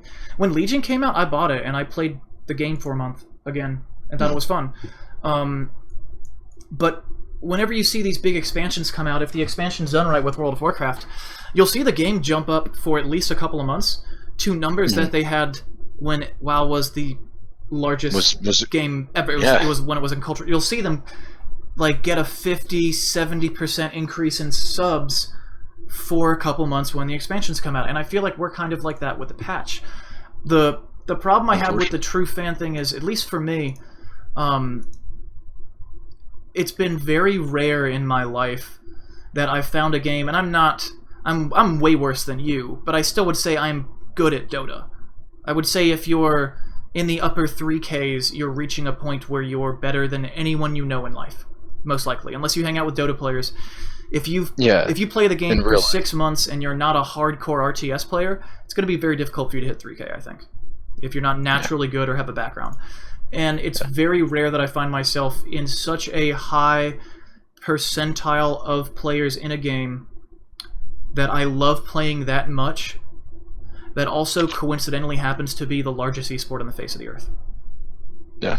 And I think a lot of Dota players are like that. It's this sort of sunk cost where you've put your heart and soul into creating something with this game and making yourself a player of this game and getting deep into the scene. Like, Dota 2, it probably won't be my last esport, but it will probably be the last esport that I could be good at. Like, I've beaten a lot of professional players, and I probably will never do that in any other esport ever again. I probably can't do it these days, but I think that's where this sort of guttural, emotional, dead game fear comes from. Is that feeling of losing something that you've put a huge amount of investment into. I'd say that's probably a more accurate summation of what I was trying to say. I bet a lot of people get that sort of feeling when they go a while without having a patch and stuff like that. On the other hand, I think we're very far from dead game. I think from like actual dead game, yeah. No, I mean, I think we might see bigger numbers this year. I would be surprised if we didn't set a record for, and by a record I mean set a record for ourselves. I think TI8 will have a higher prize pool than TI7, knock on wood. And the reason being is Valve is doubling down on Dota big time. Like, Valve is someone that I trust to handle something like this. They're not like Blizzard that would take it for granted. Like, Valve is someone that can responsibly handle this sort of thing, and they will listen to the community, and they do. And they've been good about this for years. And they are shoving so much fucking manpower and money into Dota right now. Yeah. Like cramming it in there. Like, the major and minor system, we got like, so we have how many minors do we have? Okay, so 1, 2, 3, 4, 5, 6, 7, 8, 9, 10, 11, 12. We have 12, so excluding TI, we have 11 tournaments that are at least $1 million, and I know a couple of them.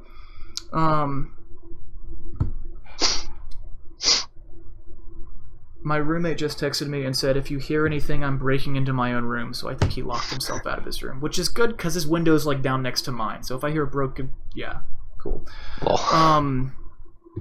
So we have 11 events that have at least a $1 million prize pot, and I know I've seen a couple of them. I know we have at least one 1.3 and one 1.5. So, yeah, several $1 million there. And then for minors, where's the list of minors? Dota 2. I didn't. Dota 2 minors. Why don't they have these on the same fucking page? Okay, so for next year. I don't think they've been scheduled. Valve minors, here we go. Minor championships. Oh, I-League is one. Bucharest? That's going on right now. That's a minor. 1, 2, 3, 4, 5, 6, 7, 8, 9, 10, 11, 12, 13, 14, 15, 16 minors. And several of those have $500,000 pots, and the minimum is $300,000. Yeah. So. Well, I was actually... yeah, Valve's definitely pumping a lot of money. I was actually going to say that I would even take it a step further. You know, aside from all the obvious things that Valve is doing to further the game, I'd like to say that we could even take it a step backwards or in the reversal direction and say, like, you know, how does Valve handle the shortcomings in their own professional scene? And we need look no further than like the Shanghai Major to see how Valve gracefully handed the fuck up that was Shanghai Major. And I'm not trying to like disrespect anybody in particular in the scene, but like Gabe fucking Newell himself came out personally, wrote and signed not really a letter, but you know, like a kind of an open letter to Reddit, and just like fucking shut any. Let me see if I can't still find it. Gabe Newell, Valve, Shanghai, and he just kind of came up with his own update. When the fucking CEO of Valve, the leader, the big man, the big kahuna of Valve itself comes out and just says like, you know, two things. Firstly, we're firing James is an ass. Yeah, James is an ass. We're not going to be working him again. Also, we're going to be firing literally everybody that has been that has dealt with production. Go ahead and email me if you have any questions and shit like that. You know, I mean, don't get me wrong. Maybe not the most class. I use the word grace kind of facetiously as well. Don't get me wrong. This is definitely not the most professional letter that you can write. But he just, there's a lot of voice behind this, and it's kind of like his way of coming out and saying like, yo, dog, like, I'm not going to just kind of. It's very clear and obvious that the professional seems like a joke if you're looking at Shanghai in a vacuum. So I just want to let anybody who's new to the scene, I want to let anybody that's new to the scene know that that I personally will not stand for this, let alone everybody else that has anything to do, any stakes in the game here in the Dota. No, it was a Chinese culture thing, I think. I think the things he was saying were specifically offensive because of where he was saying them and the crowd he was saying them to, and that's why he got fired. It's entirely possible. And it never blew up because he doesn't speak Chinese. So if people were translating them, the people there that were bilingual would see that he was being pretty disrespectful to that culture. But if you were making fun of, let's say, like British, German, or French culture in the same way, while producing a tournament in those in those countries, I don't think he would have gotten fired.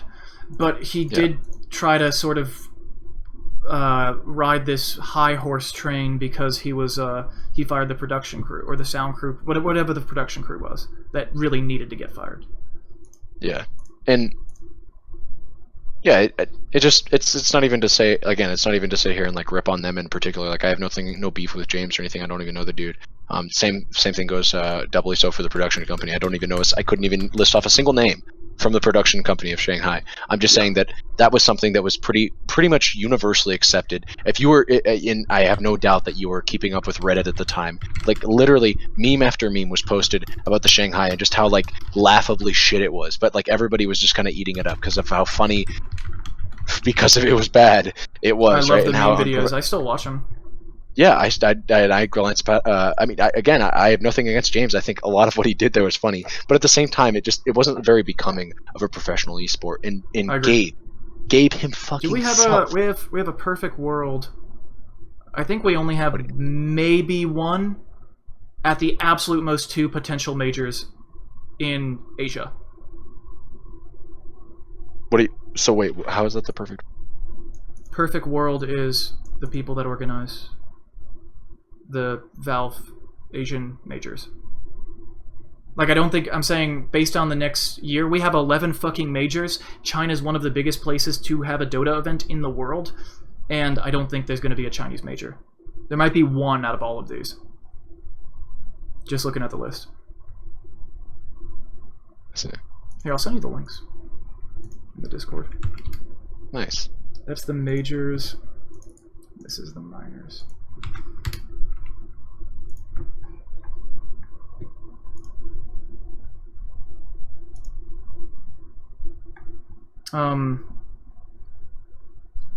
Yeah, I did a little bit of math a second ago.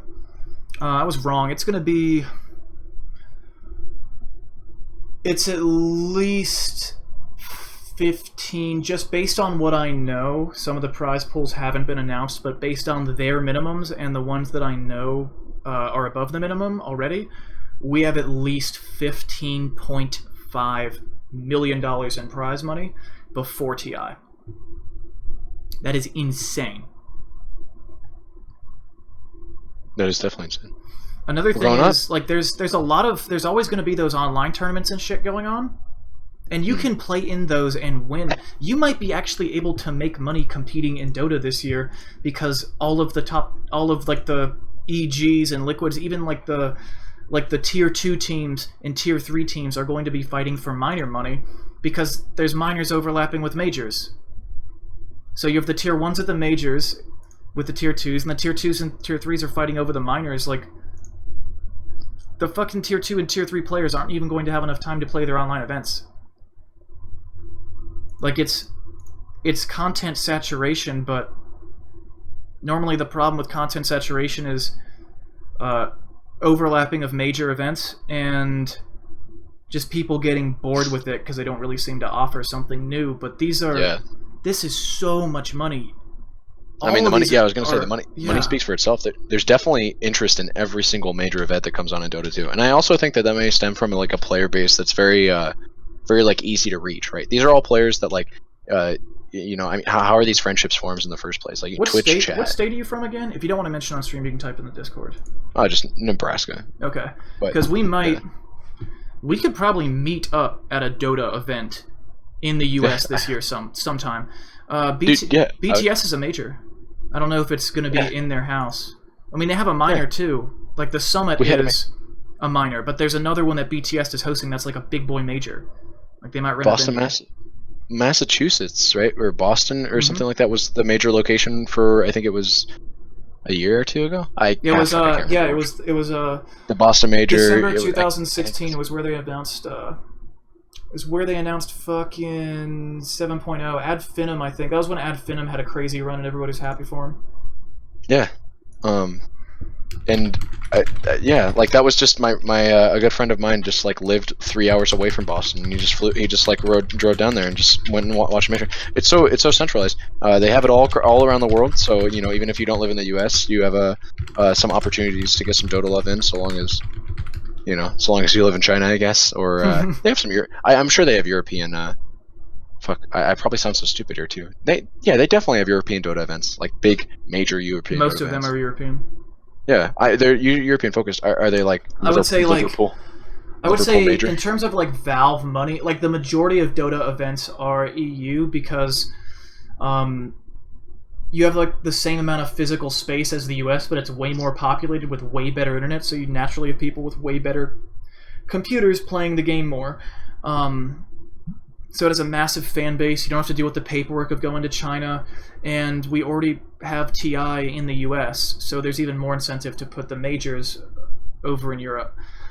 Plus you have all of these old, because of all the conditions I mentioned before, you have a lot of old firms that create content in Europe, versus the US is pretty much just MLG and DreamHack is making stuff over here. Actually, wait a minute. Where's this going to be? We had a Dream League this summer. Okay, so it's in Sweden. We did Dream League in Atlanta, Georgia. Like a big Dota event. It was like right before TI. I'm gonna see if we have any with announced locations. Okay, we got one in the Philippines, Cologne. Oh, Beyond the Summit's in LA, of course. But I don't know if it's gonna be. Actually, no. Part of the. I'm pretty sure when I read the paper requirements to host a major, you have to be able to sit people. So it's not just an in-person LAN, because you have to have that for minors too, but you actually have to have an audience, I think, or have the ability to have an audience. That was being really stringent with who they're letting run these majors, which is good. What's the second PGL? Bucharest. Okay, so it looks like the only thing we're going to get is BTS. That sucks. Wow. It'll be in a... Yeah, I don't think we're actually going to have any... I don't think we're having any American Dota tournaments other than TI and BTS. Location, Split. What? Singapore, Kiev, Bucharest. Bucharest has like 3 fucking events in the city. So yeah, it looks like we don't have... Actually, let me check the ESL one. Where is it? Venue. What is Genting Highlands? The newest in metal music genre. Genting. Oh, it's in Malaysia. Gent. Yeah, I don't think there's gonna be... Man, that's actually really disappointing. I was hoping to go to an event this year. I really wish MLG would host another event because they fit all of the requirements to host a minor as it is. They would just have to hit up Valve. And Blizzard's been... Blizzard and Activision have played... Because you know Activision Blizzard owns MLG now?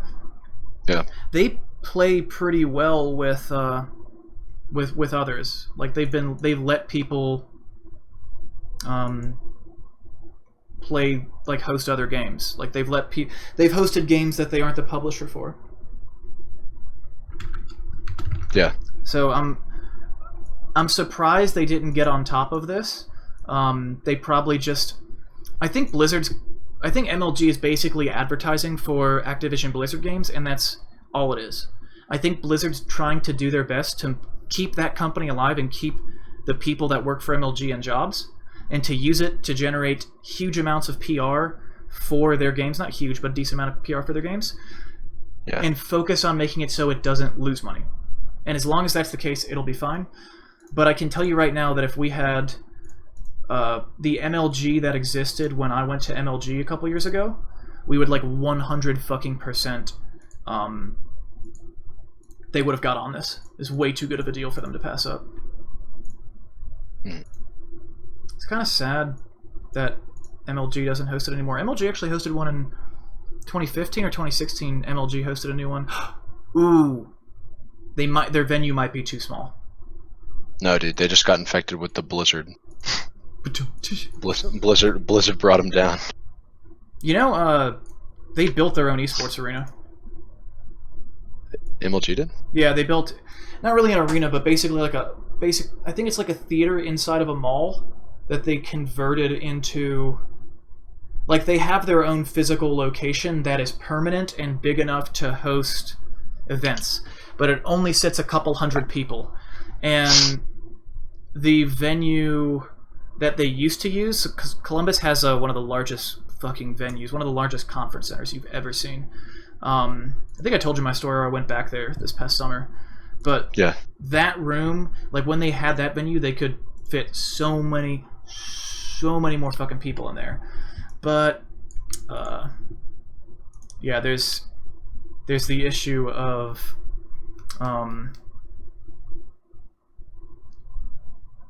no, like, literally zero cost for upkeep, or zero cost to run the event when you run it out of your own shit. And they have as much time to prep as they want. So, I don't know, Valve might have specific restrictions on how many people can be at the event. So like a minimum.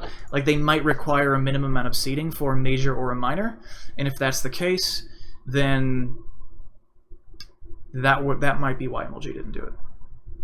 Yeah. Also, a big deal about the old MLG was they were really beholden to everyone all the time, because they needed that handout money. They needed help doing things. Owned by Activision Blizzard, they already have a shitload of money, so they don't really care about the help they get from Valve, and they would make themselves beholden to Valve. Yeah. So, like, when Valve gives you $150,000 to host a minor, they're going to have some terms and conditions that will apply. Mm. I think that's really cool, though. Officially sanctioning events and then doubling the prize pool. Yeah, I don't see what could be wrong, or I don't see what negative things could come from it for sure. Do you think there are going to be any changes to the actual map this next patch? Yeah, for sure. I'd be surprised if there weren't, I'll put it that way. There's only so much you can do with heroes before you get to the point where it's like, well, Valve, you said this patch was going to be as large as 7.0. At 7.0, you literally just like went fucking full architect on us, changed the way the entire map looked, etc. So forth. So. Yep, you're right. They're saying they're going to change that much. You know, one thing that I'm going to be really fucking proud of myself if this is the case, but I'm going to say, I think, and this might be a controversial opinion, but I think it's long fucking past time for Roche to be made in the early game either easier to kill or to give you more back. I would like to see Roche stay how he is now. Maybe a little bit easier to kill. I'm fine keeping him as hard as he is to kill now at all points in the game. But give back the experience boost he used to give. Because when Ursa was already an irrelevant hero, and when they nerfed the amount of experience he gave, it suddenly made it so even though, like, if you have a free and open Roche right now, it's almost not worth doing as an Ursa low level. Because it takes so long. And the money is really bad, and the experience is really bad. I think you can probably level faster farming ancient creeps as an Ursa. Stoke, I've been thinking this for a while too. Ever since they nerfed it is when I started thinking about it. But then, once 7.0 got released, it all made sense, and then I quieted myself. EXP means such an incredibly...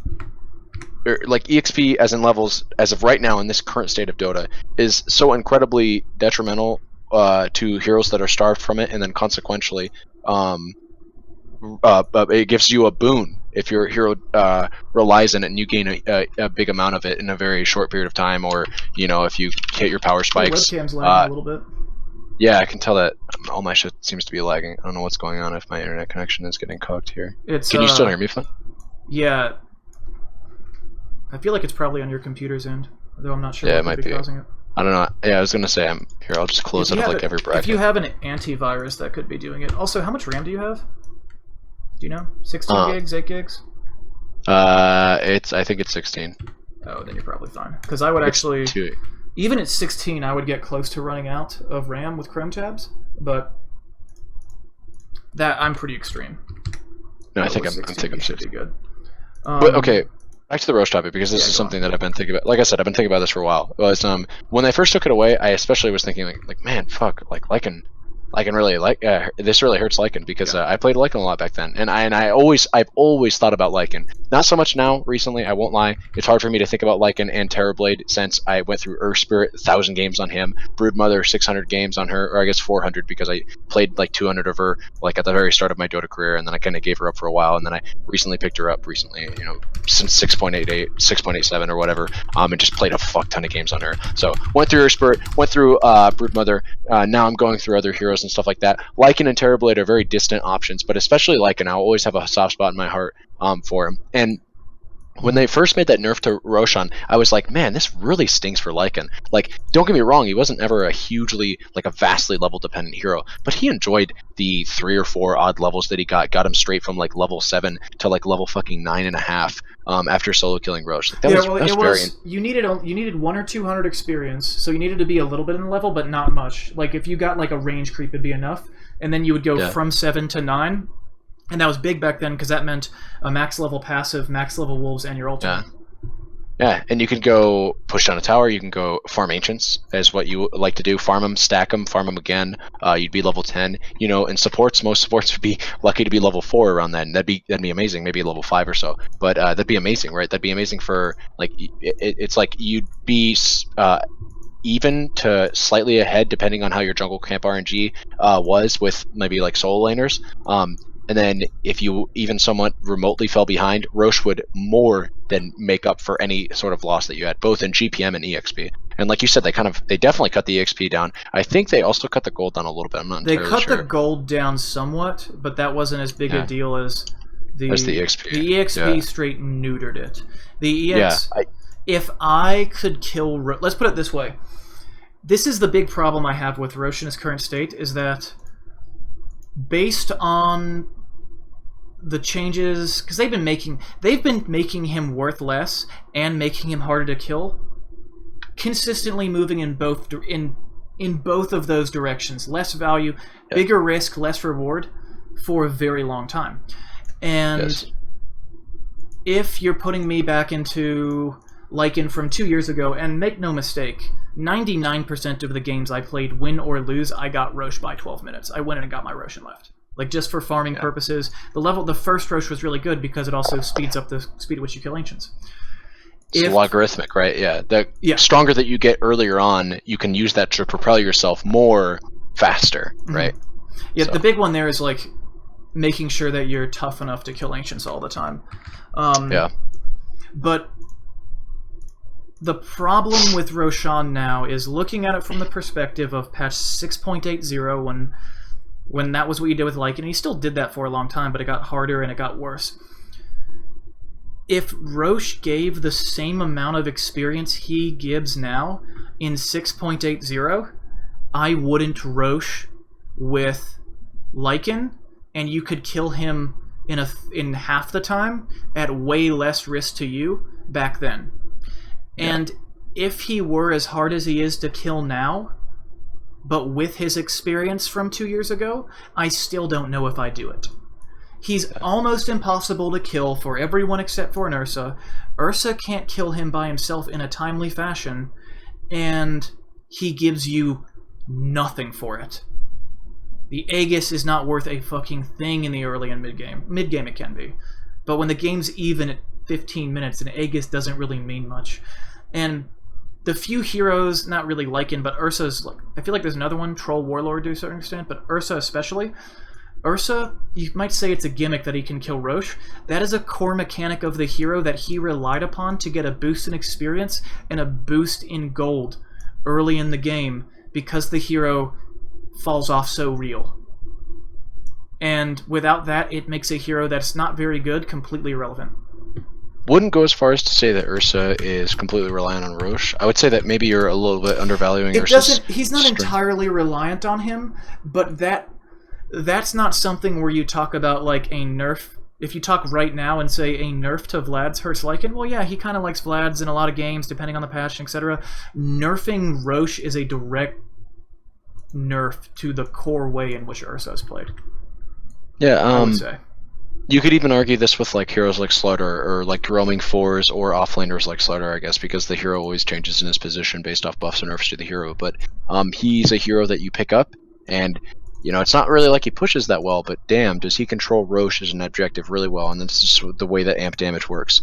And you know it's for better or for worse whether or not that hero is strong. But one empirical fact is at least the way that the hero exists right now. If they rework him later on, fine, you can call me out on this. But right now, you pick up Slaughter, you have Roche ideas. Like it almost seems wasteful to pick up the hero and not at least think, okay, how can we use this hero to take an objective, like Roshan? Or but I would argue that the thing that makes him a good Roche killer gives him a lot of utility outside of Roche, versus the thing that makes Ursa a good Roche killer doesn't really offer him a lot of utility outside of Roche, because you need to be able to consistently land those swipes.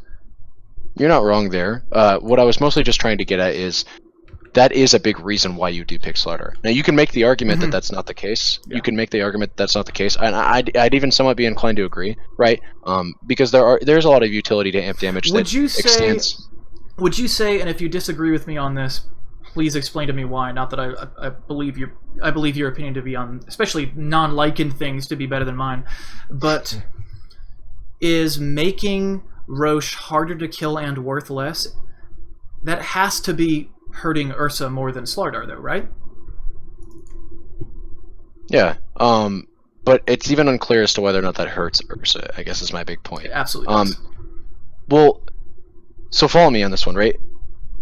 Ursa, I mean, for you even said so yourself. Ursa can take Roshan. Almost, I can't even imagine a game state where Ursa can't solo Roshan with at least a bit of lifesteal. Like, Roshan would have to be stupidly strong for Ursa to not at least at some point in the game solo Roshan, right? And at some point in the game is significantly less, less time wise than many other heroes in the game. That margin, right? Like Ursa can solo Roshan here. Maybe that gets incrementally slightly increased as patches go on that buff Roshan, where it's like, okay, Ursa used to be able to solo Rosh at like 6 minutes with level 5. Now he has to be level 6 at least, preferably level 7 with Fury Swipes Max and a Mask of Life, Mask of Man, or Mask fucking Morbid the Mask. Lifesteal Mask, Morbid Mask, which is 1200 gold instead of 900. So it takes him a little bit longer, like we'll say like 9 minutes or whatever, for him to solo Rosh. But now suddenly, right, Ursa went from maybe 6 minutes to 9 minutes. Every other hero in the game cannot solo Roshan, period, in the entire early to mid game. Some heroes used to be able to. You can't do it. Lycan can't do it anymore. Just literally just cannot. You can't, right? So many. I think there is a way to solo Roche with Lycan in the early to mid game, but I've only spent I only spent like maybe 30 minutes playing around with it, because when I saw how little the experience was, I didn't even like, here's the thing, if you itemize for it, I think it still is possible to kill Roche with Lycan. It might not be, but I think it could be if you itemize entirely for that. And with the boost it used to give you, itemizing for it could be worth it as long as that itemization also contributes to ancient farming. Because even if you don't get a Vlad's for some reason for that build, if you speed up, if you get the early Roche and then go to the ancients, it could get you the money to make up the things that you sacrifice to itemize for killing Roche. But sorry, go on. I've thought about like a Medallion of Courage on Lycan is progressively getting more better as an item, because it's never gotten nerfed. Solar Crest has gotten nerfed a lot, but Medallion of Courage it's never been a terrible item on Lycan. Definitely speeds up ancient farming. Yeah, stacks with Blightstone definitely helps you speed up your ancient farming as well as Roshan farming. So, but I guess what I was trying to get at with Ursa was because we got a little bit. He can still do that thing that other heroes can't. The problem I have with it is zooming out even further. It's not like his win rate is super high. Like when they changed the Roche, it wasn't like the hero needed a nerf. Like even though he has that ability, isn't it kind of useless? Like if it's not contributing to his win rate statistically, then does it really matter? Does Ice Frog think the hero is better at the top tier than we do? Sorry, this is going to sound really elitist, but if you're referring to like Dota buff win rates, I do kind of lull at those a little bit. I'm just speaking like specifically in like 5K plus games, and not even really speaking to win rate so much as I'm just talking about. I think the hero is even worse up there, so go on. Yeah. No, well, I was gonna say that like when he's picked in the niche environment. Now, I'm not talking about Ursa spammers. There's this guy I have added named Twitch.tv, or his name's Ivlonster. His name's actually Twitch.tv/Ivlonster. But whatever, that's his own shameless way of promoting a stream that he never streams on. But his name's Ivlonster. He's like he has several Ursa spots because he has some Smurfs on the Dota buff rankings. But again, I don't really care too much about specifics. I talk to him mostly about Ursa in terms of philosophical and conceptual ideas. He has like over 1,100 games on the hero, and he does spam him, or at least he used to spam him. Which made me think, like, firstly, how the fuck could you ever spam Ursa? Like, brainless hero, anybody. His win rate is negatively his win rate is negative, has a almost directly linear negative relationship with MMR. What do you mean? The higher your MMR is, the higher the average MMR of the game is, the lower percent chance that Ursa will win the game. He wins 55.18% of 2K games, and then it goes down to all the way at 5Ks at 50.48. And that certainly might seem like it proves my point less, but I was mostly just trying to say that he always will fit the niche role in which he's a tempo-based hero. You might think, well, what about Roshan? Roshan is definitely an objective that he takes, but more importantly than that, Ursa works on tempo. Ursa works on item timings and power spikes. Ursa is one of the strongest heroes in the game, not necessarily Huskar status, but with an Aegis and a Blink Dagger, Ursa can very much compete with Huskar in terms of the amount of things he's able to go around and get done. He can't really siege a tower that well, but goddamn can he kill heroes. And he, unlike Huskar, has absolutely zero problem diving on them and almost like creating his own self-sustain of mobility. That's a big thing he has over Huskar. He's actually able to run around. Who'd have thought, right? Huskar just stands in one place, and the only amount of movement he does in a fight is like life-breaking, right? Other than that, it's just armlet toggling and moving around very, very slightly so that he can get a few more right clicks off. Ursa's running around everywhere, purging debuffs off himself with Enrage. If he has Ags, it's like a 20-second cooldown. Usually he's got BKB before that, though, so he's playing around with that shit. Like, when's the last time you saw a Huskar get BKB, right? I mean, it definitely does happen, but I'm just saying that Ursa has the same flavor, or a very similar flavor to Huskar, but he fulfills a different role in the sense that what he sacrifices for sieging, he benefits a lot more for just raw team fighting, and that is Ursa. I think that's if I had to summarize any of my conversations with Evelonster, which I haven't had too many. You think raw team fight more so than just like ganking or being a pickoff hero? I think that makes more sense too, because in a team fight you're more likely to be able to land those right clicks. Well, no, wait. He does that. He does the pickoff thing. He does well as well because he's able to burst a hero down a lot quicker than Huskar is. Yeah. And in fact, he's able to just burst heroes down way quicker than most cores are able to. Right? He's like one of the very few heroes. Yeah, or even with just a basher, right? A basher and a blink dagger, Ursa can kill you quicker than most other heroes can with a basher and a blink dagger. And he can close the gaps. You can close the gap instantly, and he complements any support with a very light stun or a very light silence very well. Like, you don't need much on a support's end to come and help your Ursa get a kill. Sometimes he just wins lanes by himself. And so what I'm trying to say is Ursa isn't just his Roshan capabilities, and to say something like, well, Ursa's win rate is poor because of that might be a little bit counterintuitive, because even in these upper 5K games...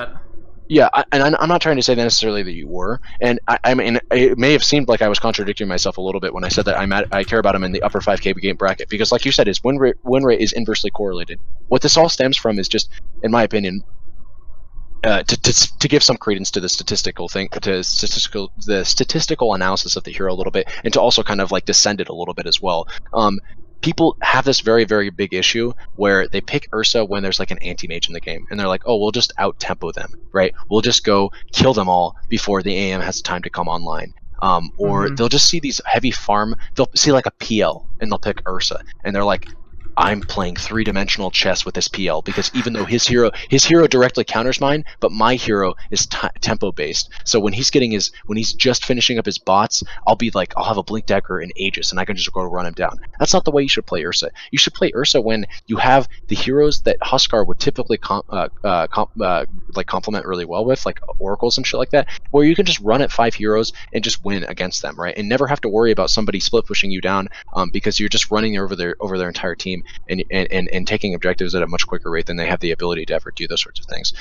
PL can fight early, right? And PL can, like, if he needs to. And against Ursa, he doesn't mind whatsoever. He'll just run circles around you, okay? Same thing with anti-mage. Like, an anti-mage can come in and snipe off your supports when they have no mana or some shit like that. I'm not saying don't pick Ursa against anti-mage. I'm just saying the matchup's not nearly as favored as picking Ursa, and this might be one of the reasons why he is kind of weak right now. Picking Ursa against lineups that can't really deal with him when they're fighting with him. So Necro's a very good example of the opposite. Necro forces Ursa to get in this like pigeonhole build where he has to get Diffusal before Basher, and sometimes it's not even going to come up quick enough, because you have to get a Blink Dagger, you got to go Blink Dagger, you got to get Face Boost, you got to get your Orb of Venom, and hopefully you're smashing the offlaner. If you're not, you're going to have a less farm, but the Necro's going to come online quicker than, and Necro's going to come in with a Veil. You're just going to have to hope to God that he doesn't like get the ability to cast Ghost Shroud because your allies provide enough silence. But they're probably not, because if your allies are like the chain disabling ability kind of allies, then I mean you're going to have to play like this outskirts Ursa. You don't get to play the front line, because you can't just go in and rely on your allies to back you up. You have to play like this assassin style. With no statistics to go on, because it's all hypothetical, do you think it would be broken if we made it so Ursa's Fury Swipes did 2.5 or 3 times normal damage to Roche? Like, well, they kind of already do if you pop your ulti. Are you saying in addition to that? I'm saying like instead of 30 damage per stack at level 4, make it 80 on Roche. 80 against Roche. Yeah, that does sound pretty dumb. Because he doesn't. Only on Roche. Well, yeah, but that's like. I'm so trying to be clear, okay, let me explain. Just a caveat. So I'm trying to think of a way to make it so that wouldn't stay the way it is into the late game, but maybe like sub 15 minutes, you would effectively need half as many hits to kill Roche from Ursa. Yeah. So what you're trying to do is find a way for Ursa to be able to take Roche significantly quicker. A single time early. Yeah. Without him just being so broken that he can go in immediately kill Roche at 15 minutes in the game when the whole team is, you know. To be clear, Mac, I don't feel like he needs that. Again, I know that your concern is nostalgical as is in my old days. I don't think he needs it. I know he doesn't. Based on his win rates, he obviously doesn't fucking need it. The problem is, it just comes down to like a very strong like moral belief I have with balancing Dota, and that is, if there's no need to nerf something, then don't make something better. If you can make a hero more powerful without, if you could just suddenly make a hero better and his win rate didn't change at all, but on paper everything was better, then you want to do that. I think that might be a philosophy that a lot of people would disagree with. Not to say that I would, but that's an interesting thing to look at. But just as taking what you were talking about prior to that, and we can address that in a second. But I just wanted to say, Ursa, I'm not trying to say that he's in like a perfect state of balance or whatever. He probably does need a little bit of love. He doesn't see a whole lot of play in the professional scene as of right now. He's not and it's terrible probably for what he is right now. I'm just saying that like heroes like Bloodseeker and Necro really shut him down. Where Bloodseeker just stops your ability to run around in a fight, and you don't really want to go Lincolns. You can't purge his rupture off, so you're just standing there as a hero that wants to run around a lot in a fight for 14 seconds, standing still. Otherwise, you're getting burned. Like you're bleeding out. And then Necro, who has a free Ghost Scepter from minute 1, makes it very hard for you to deal with him in any way. Also, he has Scythe, which means Ursa typically goes in, mans up, gets really low, and he's coming out of the fight with like 20% of his HP and a rampage, or he's just going to lose the game. This is still mostly just like I feel like this is a very long tangent from going back to the original Roche thing, but yeah, I feel like it is. Like the thing about Ursa, his win rate's fine. The thing is, you just don't see him a lot because I think in the early days of Ursa, like back when Anti-Mage was picked like all the time in pro games because he was one of the only really true hard carries that had been ported to Dota 2 yet. When Ursa came out, then he was a very cool option, but nowadays you pick him with a very specific plan in mind, and usually it's to counter the enemy rather than run your own thing. And if you're doing it to run your own thing, then you're building around that to do a very, very going to try to win early strategy. And coincidentally, the heroes that are cancer right now are also the heroes that destroy him. Yeah. So, I kind of want to wrap this up within the next half hour. We've been going for over 2 hours. We've been going ham, man. I want to kind of touch on a little more of patch thoughts. So, I want to see probably... I mean, that's the one thing that I really would like to see, and I don't believe it will happen. I want to see a buff to Roche. I want to see a reason to kill Roche in the early game, or at least I want it to be either easy enough or desirable enough that I will spend a few hours trying to figure out how I can kill him, and if it's possible to kill him in the early game with Lycan and with other heroes. So then, to be clear, you don't necessarily want to see Roche itself get buffed. You want to see the objective get buffed. Like I want to see him be a better risk-to-reward factor. A better reward. Emphasis on the reward. Better risk to reward ratio. So more in favor of reward. Yeah, of the reward. Yeah, for sure. Yeah, I just wanted to make sure. Yeah, because I was pretty sure that we agreed unanimously. And for the record, right, even though maybe I sounded like I was contradicting you a little bit there or taking devil's advocate, I do agree. Roche has become a very heavily mid-game focused. Like you never see early any game level Roches one are trivial. When's the last time you saw a level 1 Roche? Yeah, exactly. And I thought those were fun for the record. Like seeing those. One of my favorite memories was watching Alliance do the fake out in that Roche pit that ensued into that awesome bait fight back when they were no time hunter. With the Prophet, when he walked into, I like that a lot too. That was TP back into the fight. Yeah, suicide. Yeah, dude, that was so sick. Did he buy back? I think either he bought back or his death timer was low. Oh yeah, either way. I think he could just TP into the fight, and then they had the jump, and they got like 2 kills out of it. It was so sick. That was even I can't remember if they lost that fight. I feel like they lost that game, or maybe they won it. I think they won the game. I know they won that fight big time. Because they didn't get the I know Roche, that they just got a couple of kills. Yeah, that was just objectively worth it. I just mean, like, I can't remember if they actually ended up winning that game or if not, but they definitely deserved to win that game just for that play alone, because that was so next level, right? That took the whole level 1 Roche thing, and just, like, that was counterplay to level 1 Roche, right? Is you could just do that, and, like, your opponents were, like... if they're gonna be there. And if they do go for the Roche, then, like, they've just fucked themselves so fucking hard. Yeah. I think it was awesome when, like, the first person on the enemy team walked into the Roche pit and was like, nobody's... Uh-oh. Yeah. It was at this moment he knew. The Radiant team knew that they fucked up. You could only do that on Dire. That was another thing, is like the way that the map worked back then. You couldn't only do it on Dire, but it was heavily Dire favored. Those sorts of plays were. So it was just so it's cute as fuck, and I just love those sorts of things. And you'll never see that again. You know? Or at least they might change the map up. I think one of the big so we were kind of complaining earlier about how long it took them to fix Centaur. It didn't take him that long. Honestly, he was really, really good 2 months later, but he stopped being broken after like 5 or 6 weeks. Like, they nerfed him in small amounts, but in multiple patches over the course of like 2 months until he got to a place where he was good but not broken. And I would much rather... I want to see... And I think almost anyone would agree with me, when you're balancing a hero... If you're going to take a broad strokes approach, if you're going to take the shotgun approach, if you're going to be non-specific and just make something better, do that hard as fuck when you're making it better, and then be careful when you're toning it down. It's really exciting. Yeah, it's not good for tournaments and you take things out of captain's mode, but I think it's really fun when you have a hero that's just objectively broken for 2 weeks. Or 1 week. Oh. I'm okay with that. You can ban you couldn't ban heroes then. You can ban heroes now. I think that's fine. I'm okay with having a Centaur level hero in the game for a week. It's just what you run into problems in there is a lot of competitive players, specifically like solo queue players, will get a little triggered about that sort of thing. And I think I'm actually kind of in that boat as well. When Monkey, because they're not going to leave. They do this for a living.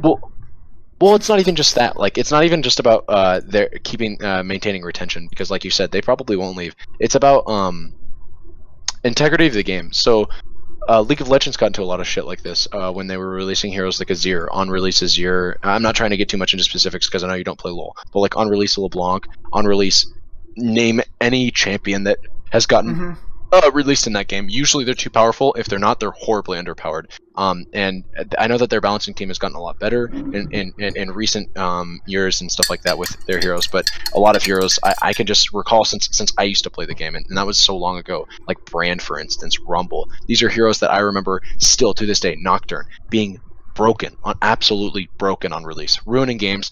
When I say ruining, just to be clear, I'm not obviously talking about like griefers. I'm talking about like just being too powerful. That it's like that it just overshadows other people. Centaur is a little bit too much of an example. So like when Ursa came out, he was too good, and when Lycan came out, like when Lycan originally came out before TI2, he was too good, but he wasn't as bad as Centaur was for those 4 weeks. During those he was. No, he wasn't as bad as Centaur. 80% ban rate? Are you serious? But he didn't have a 65% win rate among all That's just pups. pups. No, he had an 80% ban rate in competitive for the first tournament he was in. Back when his Wolves had starting base HP of 400. I remember watching the Purge patch analysis afterwards. Purge was like when they were talking about the patch that often was considered the gut to Lycan, where he would never see play. That was after TI2. Yeah, he was like Purge was like, he honestly deserved this. Like he was like. But Centaur wasn't allowed to stick around long enough to do that, though. What do you mean by that? Centaur was nerfed before he could ever be. Like, I don't think that's acceptable to have in a captain's mode game, but I think having a really, really, like, and Centaur might be too extreme of an example, but I miss having a hero come out and, like, Earth Spirit is not a good example of this either, but, like, let's say, I don't know. I'm trying to think of a core that's not been out the whole time. It's just really cool when a hero comes out and the hero is not noticeably broken, but you're like, this guy's definitely going to get some kind of nerf because he's too fucking good. Yeah. Not so good that you always pick him. Like with Centaur, if I couldn't pick Lycan that patch, I would just pick Centaur and just win. And you could do anything and win, and that's a little bit much. But to pick a hero and know that mathematically, he's better than all the other heroes by just a teeny bit to give people something to be excited about. I think it is exciting in the pub game, and I think you give more weight to pub games than I do in terms of the professionality of the game. Yeah, I probably do, because we have different perspectives towards them. I think about it as captain's mode is it. Yeah. Because that's what's being televised. We're not televised, but like that's what gets the big bucks. I'll pick ranked games or not. Yeah, what's gonna catch the Twitch views? But I do want to say that you do raise a good point. There is some flavor to being like, we got like in this game, we're gonna win, easy or whatever. There's some flavor to that for sure, and I respect that. I'm not here to say that like every hero should be 110% equally balanced. I mean, obviously that's the ideal goal in any game from a developer standpoint. But from a player standpoint, I'm thinking of this from the Bloodseeker pickers that went like the Bloodseeker pickers of like 6.80 leading up to 6.84, and then 6.84 he was broken, and then they nerfed him, and then now the Bloodseeker pickers that have played him since 6.85 all the way up to now that were like, yeah, my hero had a little bit of time in the spotlight, and then he got nerfed, and then after that he was just shit for all this time until finally 7.06F, where Bloodseeker's by and large considered the most cancerous, or one of the most cancerous heroes in pubs. I finally get my time to shine for a little bit. It's been a while since I've seen Bloodseeker so powerful and dominant. I think of it from that person's perspective, and fair enough, dude. Like, your hero probably deserves some time in the spotlight after being somewhat ignored or only barely ever handed up a little buff for so long. And from that angle, I do agree with you. Like, and that's just the nature of balancing games, because you can never get them 100% right. There are going to be some heroes that are favored over others, and for those others that are kind of getting left behind a little bit, you as a person, not you specifically, but you as the player of those heroes, want to see those heroes enter the limelight a little bit more. And so, yeah, I agree with you. I think a big part of it, too, is it's okay if it's not in captain's mode. It's not a 60% win rate. It's below. It's like 58% or less. I think it's the place where I draw the line where this is unacceptable even in a pub for more than a couple weeks. If it's not in captain's mode, if it is, I think the idea is if you do this to a normal hero like Lycan, let's say you only tweak numbers on a hero, then that's not fun or cool. But if you make a new hero or you do a full week or full rework of a hero, and you go pretty liberal with those numbers, you go like, this is probably going to be a little bit too good, but not like crazy broken.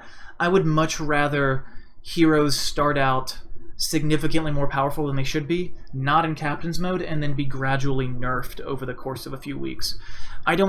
Back in the day when we had a new hero come out or a hero get reworked, we would have more than one balance patch in a week. You call them hotfixes, but they were deliberate tweakings of their stats because they were too good. And I really liked that slowly dialing back their stats rather than coming through and just cutting someone down. That being said, fuck Necrolite, he can get nerfed all to hell. Necrolite. Alchemist has the second lowest win rate in the 5k and above bracket. Yeah, it doesn't surprise me. That surprises me a little bit. Medusa has the lowest, that doesn't surprise me. Visage with the highest doesn't really surprise me. Clinks is number 4 in the highest. I'm a little bit nervous because I really, really, really like Clinks, and I'm afraid he's going to get nerfed. He might not be because he kind of hit his stride after I think most of the patch was done, but Clinks is a sleeper. Clinks is one that in the past few weeks people have started to realize, whoa. Yeah. Like, this is a guy that's a better rat than Lycan is right now in a lot of ways. It's not even just ratting. He has a very strong team fight presence where but he just controls. Yeah, that goes without saying. Like, he can do both though, and he scales way better than Lycan, and he's ranged, and he's harder to catch.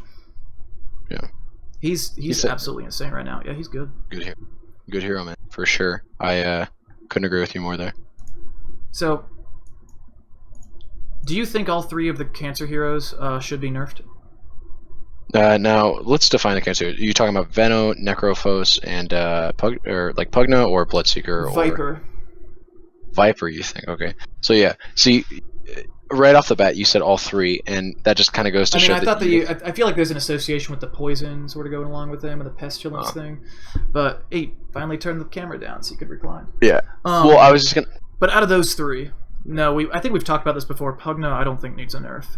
Well, okay, a lot of people would disagree with you there, and I was just going to say wrong. They just realized that he was good.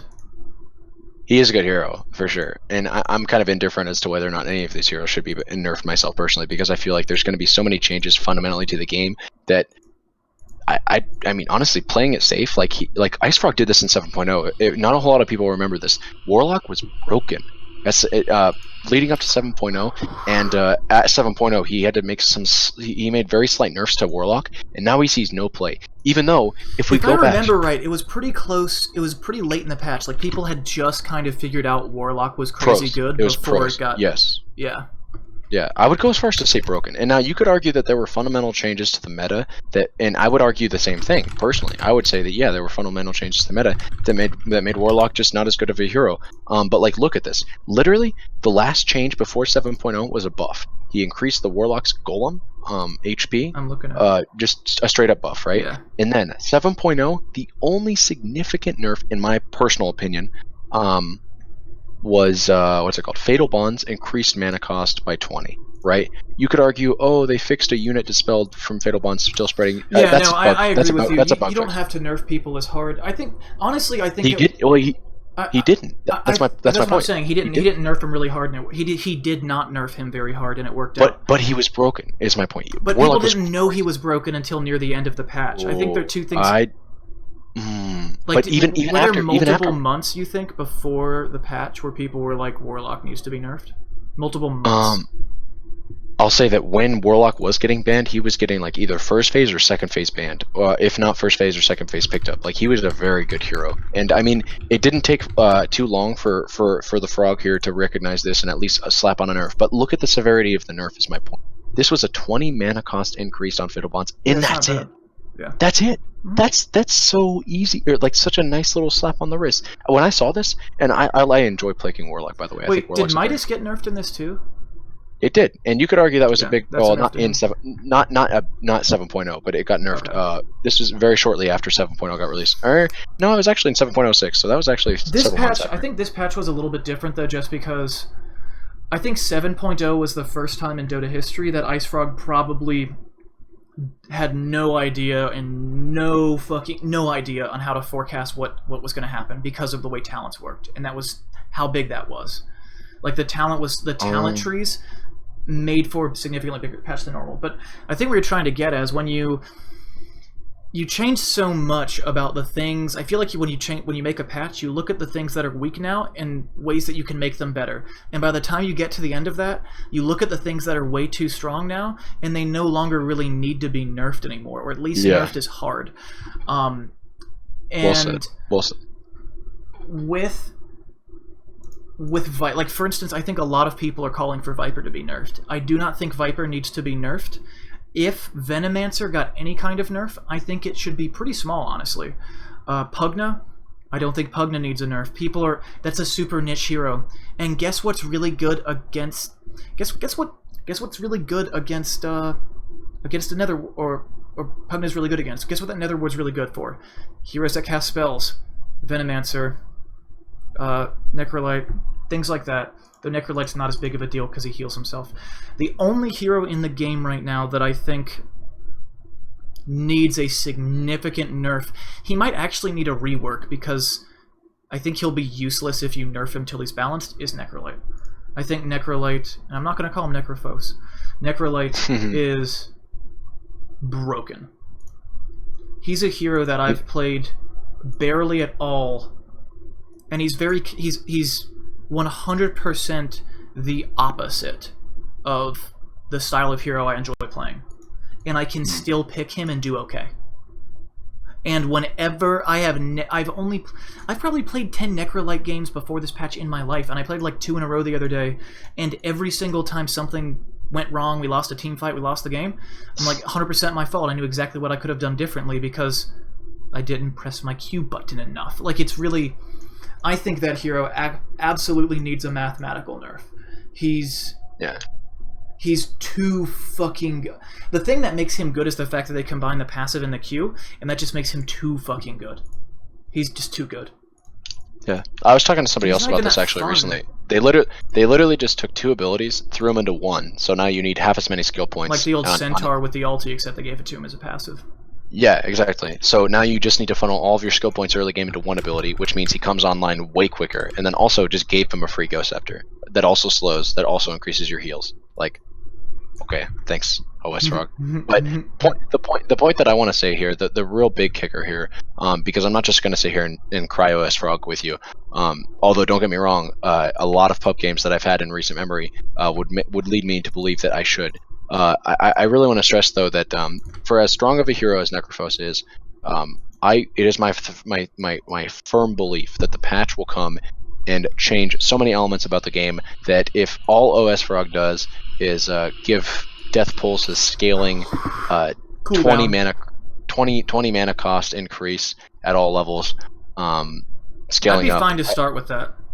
Or 15 or even 10, like that'd probably be enough because I think of it should all be. the I think his mana cost for his Q should be way fucking higher at level 4, and it can stay exactly the way it is at level 1. Honestly, you could reduce it by 10 or 20 at level 1. It's not that good at level 1, but at level 4, that motherfucker needs to be nerfed. But I see what you're saying, and I don't think it will be enough because of the way the regen works.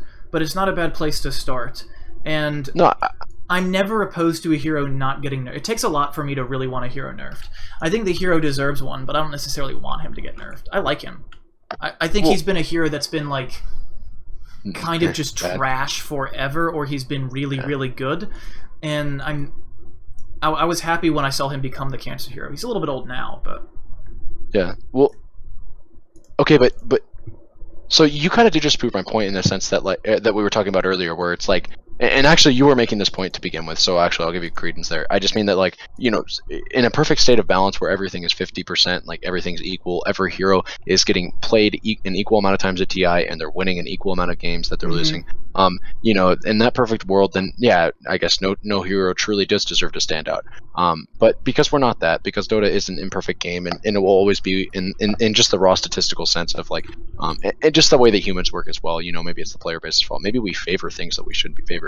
Maybe this patch, or maybe pros don't have this patch figured out, but in the assumption that we do, there will always be those heroes that are just, you know, a little bit more picked than others. I don't want to lose this thought, but I think the reason that, because I was saying earlier, I found it exciting, especially when I first started playing, when they were heroes that were just clearly too good. Like, maybe not broken, but were clearly on paper doing way better than everybody, than most heroes.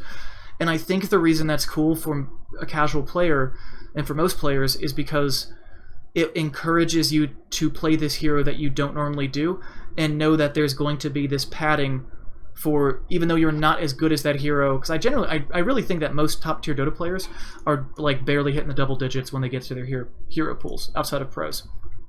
Yeah. And I think that having heroes be too strong provides a lot of incentive for players to try those heroes that wouldn't normally, and have fun with something that isn't the hero that they normally have fun with, and know that because the hero, like Necrolite for me, it's the exact opposite of the type of hero I like to play, but I still find the hero fun because he's good right now.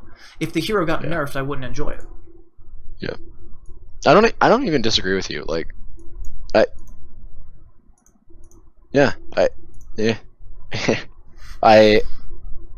don't think that the hero deserves to get absurdly nerfed either. I furthermore don't. I think it's for different reasons though that I have that conviction. By the way, as I was somewhat alluding to, like, I just think that they can change enough about the game that you don't need to justify nerfing the shit out of the hero.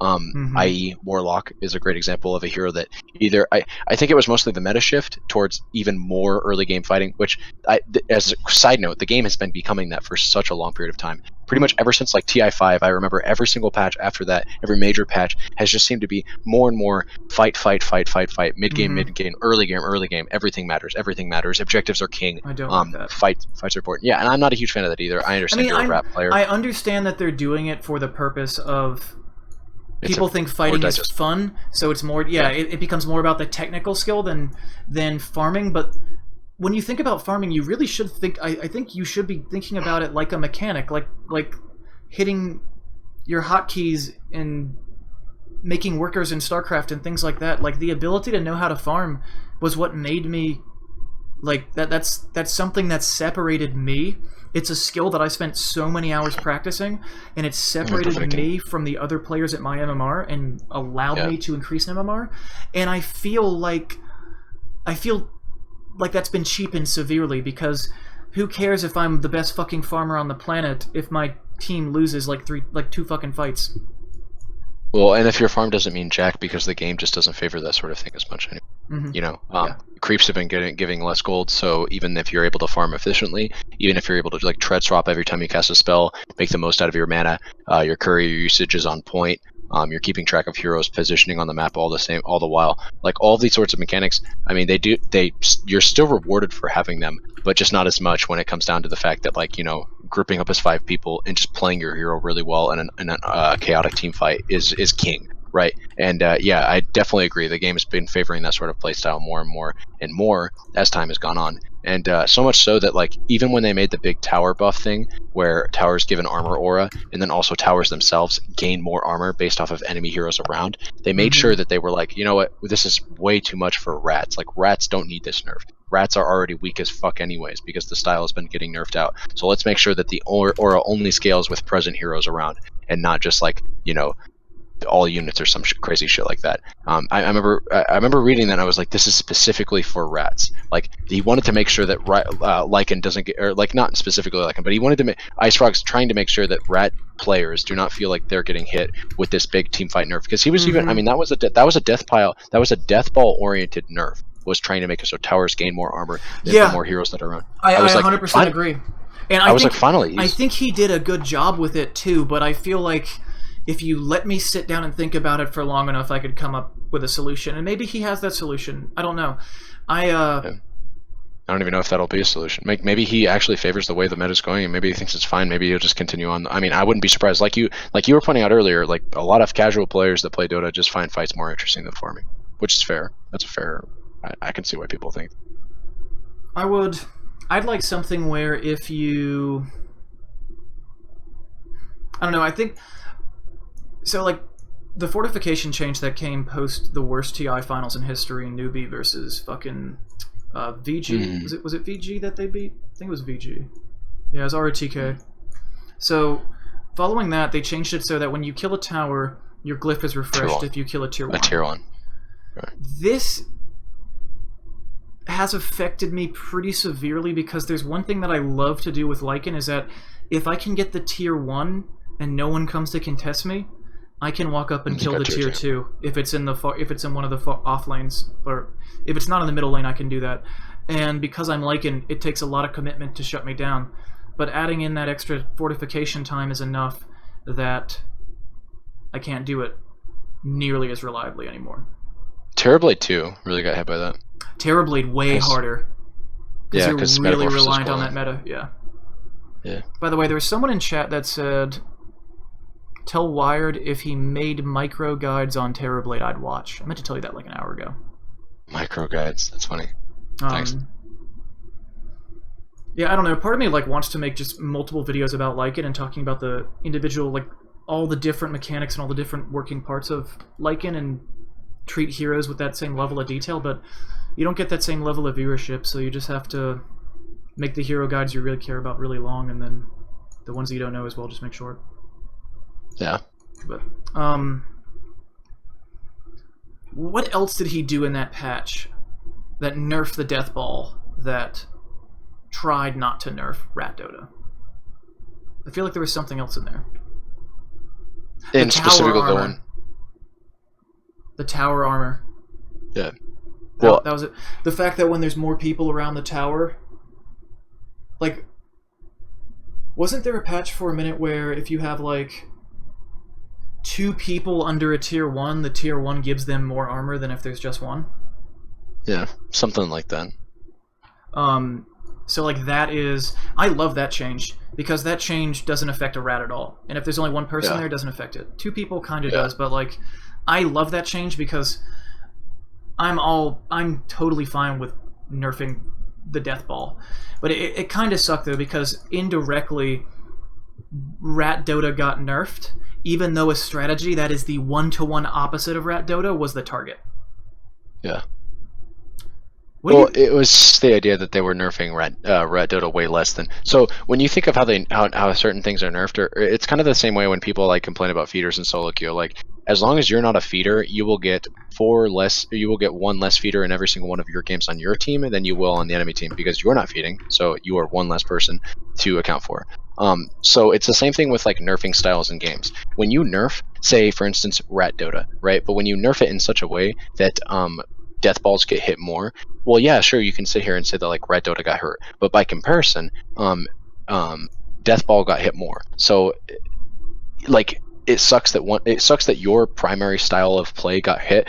But just when you am I explaining? I don't think I'm explaining this so well. I see what you're saying, because it's like it's the balance power is like it's when you nerf, like Lycan is a hero, and I feel like I'm only using Lycan as an example because he's the only hero that I feel like I really have a close to professional or top tier understanding of. So maybe you would notice it more than me with other heroes. Brood, I know you'd notice this thing, even though Brood's a little different. I would see nerfs and go, or see changes to the game and go, that's a nerf or a buff to Lycan. Like, undisputedly, that's a nerf, or undisputedly, that's a buff. But as Ice Frog's doing it, it's collateral damage. It's designed to nerf or buff something else. Like, changes to Vlad's back in the day were... however Vlad's was adjusted would affect Lycan, because you had to get that item on him 100% of the time. Like, or you should, if you're going to rat. Yeah. What do you think... I'm just trying to direct the conversation... I'm going to shut the stream off in like 5 minutes. But what do you want to see most out of this next patch? Out of anything that you could get out of a patch. I want to see a buff to the offlane as an impactful role to a team. So I want, and some people actually kind of think that Shrines and 7.0 as a whole did that too much. A lot of people at the start of it, I remember, were complaining that offlane's the new safe lane. I think that's gotten a lot different with the nerfs that they presented to Shrines, especially the 5-minute Shrine nerf. Not to say that that wasn't warranted. I'm just saying that like that nerf brought offlane more into sort of like power with where I think it kind of was maybe pre-patch a little bit.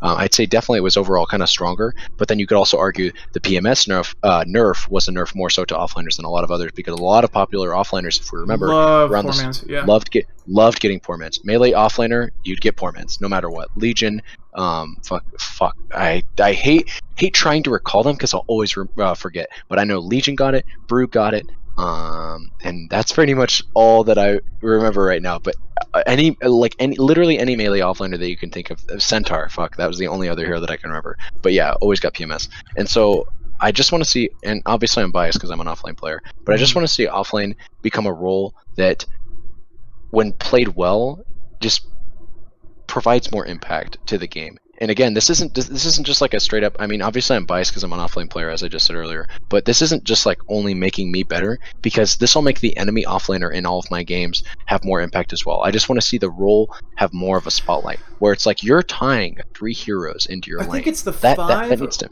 There was some article on Dota Buff I read recently where people were saying like it's either the 5 or the 4. One of those two is just like completely useless right now. Like completely low impact. What? As a role that has impact. I think it might have been instinctually. I want to say the 5, but it's probably the 4. But I feel like no, because the 5 is usually a bigger impact, because like you're so, generally speaking, you draft for that, where you're so ability dependent that you don't care about having money. It definitely depends on what you mean by Captain's Mode as a distinction between solo queue. In my opinion, solo queue, 4 has a lot more weight on it than 5. A well-executed 5, you won't know the difference between a poorly executed 5 too much, other than like your pulls might be a little shitty. Other than that, though, as long as you're sitting in lane and at least having some presence, like that's kind of most of what in you pubs, want you're definitely right. I'm pretty sure it was the. I think it was the 4 that people were talking about needed a buff, but that again, this might have been this was a professional player talking, so it might be in reference to. Yeah, maybe in professional. I'd say in solo queue that couldn't be more wrong. I'm not trying to say that 4 is OP, but I would definitely say that a well executed 4 can win or lose a game by himself. So long as they're I think it depends on the 5 too, but I think it depends on the 5. So you're not entirely wrong there. You can definitely draft 4s and 5s that synergize well together in the early game that either go around and kill everybody or hold their safe laner's hand so hard through the laning phase that as long as you have like a decent farmer that knows what they're doing on a hero that can do well and pull a game, like you can win games off of that. Like a Huskar. Huskar's a great example. If you can set up well for a Huskar lane and it's a good Huskar game, then your 4 and 5 pick can do a lot of impact. But I'm just talking about like as a standalone, like, hey, I want to pick Clockwork, Earth Spirit, and Bat Rider and just roam around the map. I want to pick only those 3 heroes and play 4, nothing but 4, when those heroes individually shine. Like when we need more slows and damage and stuff like that, I can pick Bat Rider. When we just need like Clockwork, like whatever, Earth Spirit, whatever. When you can find deemable situations to pick between all of those 3 heroes and just spam 4, you can outright win games by yourself, just with appropriate map rotations and an understanding of how the ebb and flow of mid and safe lane, but even off lane work. It requires a lot of skill, but fuck, dude, I'm not gonna lie to you, okay? I am terrible at puck, but I did accidentally play a puck solo queue game a little while ago, and I got hard fucking carried. I felt so bad, but I got hard fucking carried by my mid and my Clockwork. My Clockwork was a fucking god. That guy came to my lane at all the right times, killed their supports. I wasn't even really involved. I literally just threw an illusory orb out, missed, but I was like, well, at least it zoned him for my Clockwork to kill him. I was so amazed with this guy's work. He was in the right place at the right time every single fucking time. Dude, Matt, this guy had like all the assists, like any kill that happened in that game, he was a part of in some way or another. And I'm not just talking about his what the fuck, Rocket Flare or whatever getting assists. I'm just saying you can do work on 4 and carry a solo queue game by yourself. 5, kind of hard to say. I don't know. I'm not trying to say the 5 is unimpactful. I'm just saying it's a little hard to say if you're playing like a traditional 5 role of staying in lane for the most part and babysitting a core. Yeah, I think it's more of like comparing the roaming 5 or like the mid game moving around, like not mid game, but end of the laning stage 5. Oh, I was looking at my stream output and not your face, so there's a delay. So I'm like, if you're talking, I can't hear you. But anyway, I think it's more along the lines of like once you leave the laning phase, so like 12, 15 minutes, and you have your 4 and your 5 roaming around. I think the article is mostly complaining about the 4 being too weak post laning stage. Hold on. Buff the 4 position Dota 2. Might be.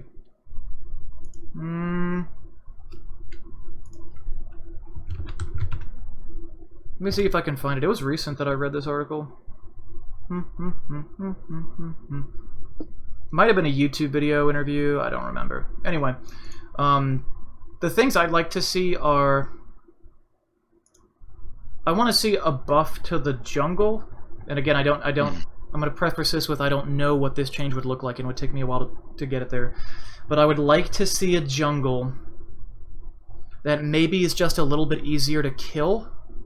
Because I want to have a jungle that gets people farm faster and out of the jungle so that you can be involved with the game more quickly in the early game without making heroes that can neutral too strong in the mid and late game because they can just get a shitload of farm.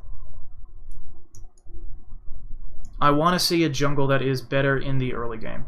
The jungle this past patch has been pretty decent. I thought 7.05s was better for a long time. Now, it probably still is better, but it's been pretty good. As long as the jungle isn't nerfed, I'll be happy, but I'd like to see a buff to the jungle. I would like to see... I guess not even a buff to the jungle. I would like to see a meta game arise where we start seeing junglers more often. Not every game, but I think there's a lot to be said for a safe lane carry with a babysitter, an off lane a mid, and a jungler. And I think that was standard for a very long time. And I think people have looked down on that for a very long time. And I'm not saying, like, make it viable in pubs. I'm saying, like, maybe even if it's not good in pubs, I want to see professional level games where you have an Enigma in the jungle.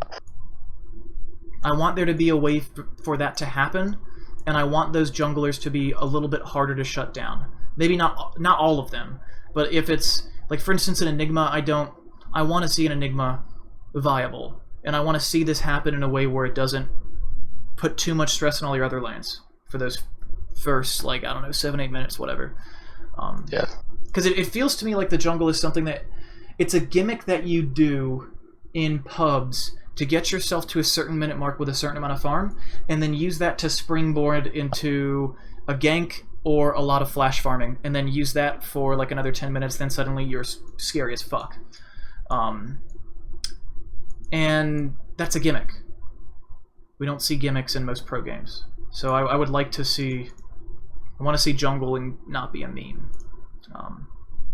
And I'd like to see jungling not be a meme. I think if I could choose to keep Roche the same or significantly buff the jungle, I would probably just say make Roche worth a lot more experience and keep the jungle as it is now, just out of my wish list. Because Roche is so... he gives less than half of the experience he used to if you kill him at 10 minutes. Or about half. And he's way harder to kill. I don't know. I want to see Roche get... I want to see him either give a shitload more or be easier to kill, preferably just give him the experience back. I'd like to see the jungle, the position the jungle, be buffed. And I'd be okay seeing some significant buffs to Rat Dota, and not the...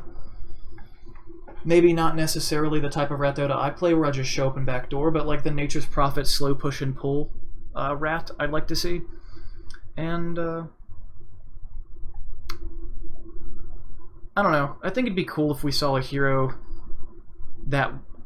I think it would be cool if we saw an anti-mage or an Ursa or another hero that's always used specifically to counter get buffed to the point where people pick it just to play it. I'd like to see a little bit of that. Yeah. CK, I think those fine, actually. CK, I don't think CK is too strong or too weak. I think Viper's fine. I think Veno's fine. Maybe some new and interesting talents all across the board would be... that's just sort of a general thing. I like cool talents. I'd like to see more 5-position and 4-position heroes with GPM talents. I think your idea around the jungle is one that a lot of people would disagree with for, I think, pretty obvious reasons that need not be elaborated on. But at the same time, those were sentiments that I held for a while. And at the same time, or at the end of all of this, like, I kind of secretly kind of want these things to come to fruition as well. I don't want somebody to pick Jungle Legion Commander in my games, and then I think... Yeah, LC's the one I always think of as the worst. Well, no, but what I was going to say, if I could finish, is I don't want LC to get picked in my games, and then immediately I think, wow, the game's lost. You know what I mean? I don't think it's a terrible idea to have, like, the meta, or the lineup that you just mentioned, with like a safe lane core with a hard support jungle on your team, and then like a mid and an off lane. I don't think that's a terrible, like an intrinsically bad idea if the enemy plays the same lineup. It's just the problem is often that roaming is better, and so that's just what we end up with instead. And if there's ever, yeah, it is definitely risky to roam. But I mean, if to be in the jungle. Oh, well, I was going to say it's the opposite. It's a lot more static. Your farm is a lot more guaranteed. When you're farming camps with an Iron Talon, you know exactly what the kind of farm you're going to be getting, you know? Yeah, that's true. I was thinking in terms of getting ganked. Yeah, well, but you'd be getting ganked by who? A roamer, which you could just have on your team instead. Roaming is something that does not guarantee kills. It is only meant to apply pressure. Kills are always ever, like... I mean, they're a bonus for sure, and sometimes they are kind of, like, necessary, I want to say, and kind of warranted at the same time. It's kind of hard to go throughout, and it's kind of hard to go an entire game as a roam support and not get some kills. But usually those are just kind of based off of player error, if not the RNG of like the rune system. You know, OS Frog gives you a haste. You can kind of just go get a kill if you have a hero like Clockwork. You know, fair enough. But the key thing that I want to take away from this, from my angle towards surrounding the whole jungling thing, is if like you said, if a change like this was to be implemented, or if a collaboration of changes, because I do think it would be more than one would be necessary. If these sorts of changes were to come into play that would orient the game more towards like a jungling style, it would not be easy, and it would not be intuitive. These are things that you and I would have to think about for a while before we even came to like somewhat passable answers. So if these are changes that OS Frog considered, then these would be very elaborate. But if they were to come to the game, the way that I think it would impact the game would be in a mostly positive way. Again, if jungling became a more favored style, because roaming, it's not cancerous, but it does have its faults. You know, a lot of people may say that jungling is. Yeah, like I was just saying earlier, it's definitely not. Nothing's guaranteed when you roam. The problem I have with jungle is not a problem I really have with roaming, because when you have roaming, even if you fuck it up, you're still exerting map presence, so you're making people a little bit nervous. And if you're, depending on where you're roaming, like you could be adding that support to your safe lane carry, and there's a big psychological factor where people hate having junglers because they feel like they're playing 4v5. Even though, honestly, like, in the first 12 minutes of the game, you can put a good solo mid, a good solo off lane, and a defensive safe lane carry solo versus multiple heroes in each lane, and they can all win. You just have to play defensively and wait for your enemy to fuck up. But I think something I kind of forgot about that I would ask for above, I think, any other change, and I think these go hand in hand, is to further reduce the rubber band with gold. Experience is fine, but further reduce the rubber band with gold, or maybe a slight reduction to experience, one of the two. Because experience rubber band is actually way bigger than gold now. When they fixed the rubber band patch back in the day, they didn't fix experience as much. They wanted that to stay, which is understandable. But the big thing for me is, if you have a player that's not feeding, and we're like 20 minutes into the game, and the score is like, I don't know, 12-2, and you're 20-some minutes into the game, and someone's been AFK the entire time farming, if he's good at farming on a hard carry, he should be able to come out and clean fucking house. You shouldn't be able to get pickoffs every few minutes and have that equate to better mechanics in farming, in stacking, and last hitting, and knowing your timings and all this stuff. All of that should not be destroyed by your opponent stepping out of position a couple of times.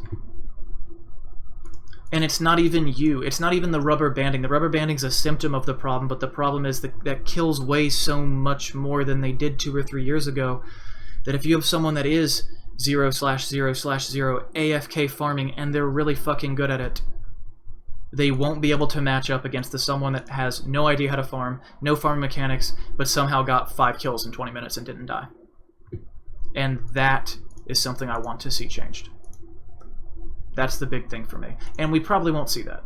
But I'll be happy with all the other things I asked for, if I can get a couple of those. Yeah. I have no doubt that at least a few of them will happen. So rejoice in that, right? Yeah. Yeah. Anyways. All right. Yeah, man. Do you want to give out going some on for closing thoughts? I'm going to cut this stream off. If you're trying to go to bed, I'll let you go, but I can keep talking on the Discord afterwards. I just want to cut off the stream because my voice is getting progressively raspier. Oh no, that's fair. I guess as closing thoughts, I don't know if you already closed off the stream, but I guess just definitely appreciated the talk with you, and I appreciate you having me for this very, very impromptu conversation regarding a lot of things. I guess we didn't just talk about Dota, which is probably for the better. You know, we as you I think said when we were very first starting this podcast, we're not people that I think anybody would come to for exclusively Dota advice or commentary. So it's good that we diversify the content a little bit, I'd say personally. It's always nice having a conversation with someone with a very similar esports background to me. Thank you guys so much for watching. I'm going to cut off the stream in just a moment. Be sure you go over to youtube.com/WiredGuitars and subscribe to his channel. Hit the subscribe button on this video if you'd like to subscribe to my channel. Please do that. However, this is like a 3-hour-long video, and if you made it this far, you are almost certainly already subscribed. Also, if you like this format and you enjoy our banter, feel free to leave me comments. Feel free to leave me feedback, things we can do better in terms of style, things that you like about this. And if you guys like this, I don't care if it's only 100 people that watch this show, which I think we actually have a little more than that. I will start ripping the audio files of this and create a feed where you can download them in the iTunes podcast app. So if there is demand for that, I will do it. However, you would have had to listen to the whole fucking episode, so I'm not sure how many people will get here. So, thank you guys so much for watching, and we will see you next time.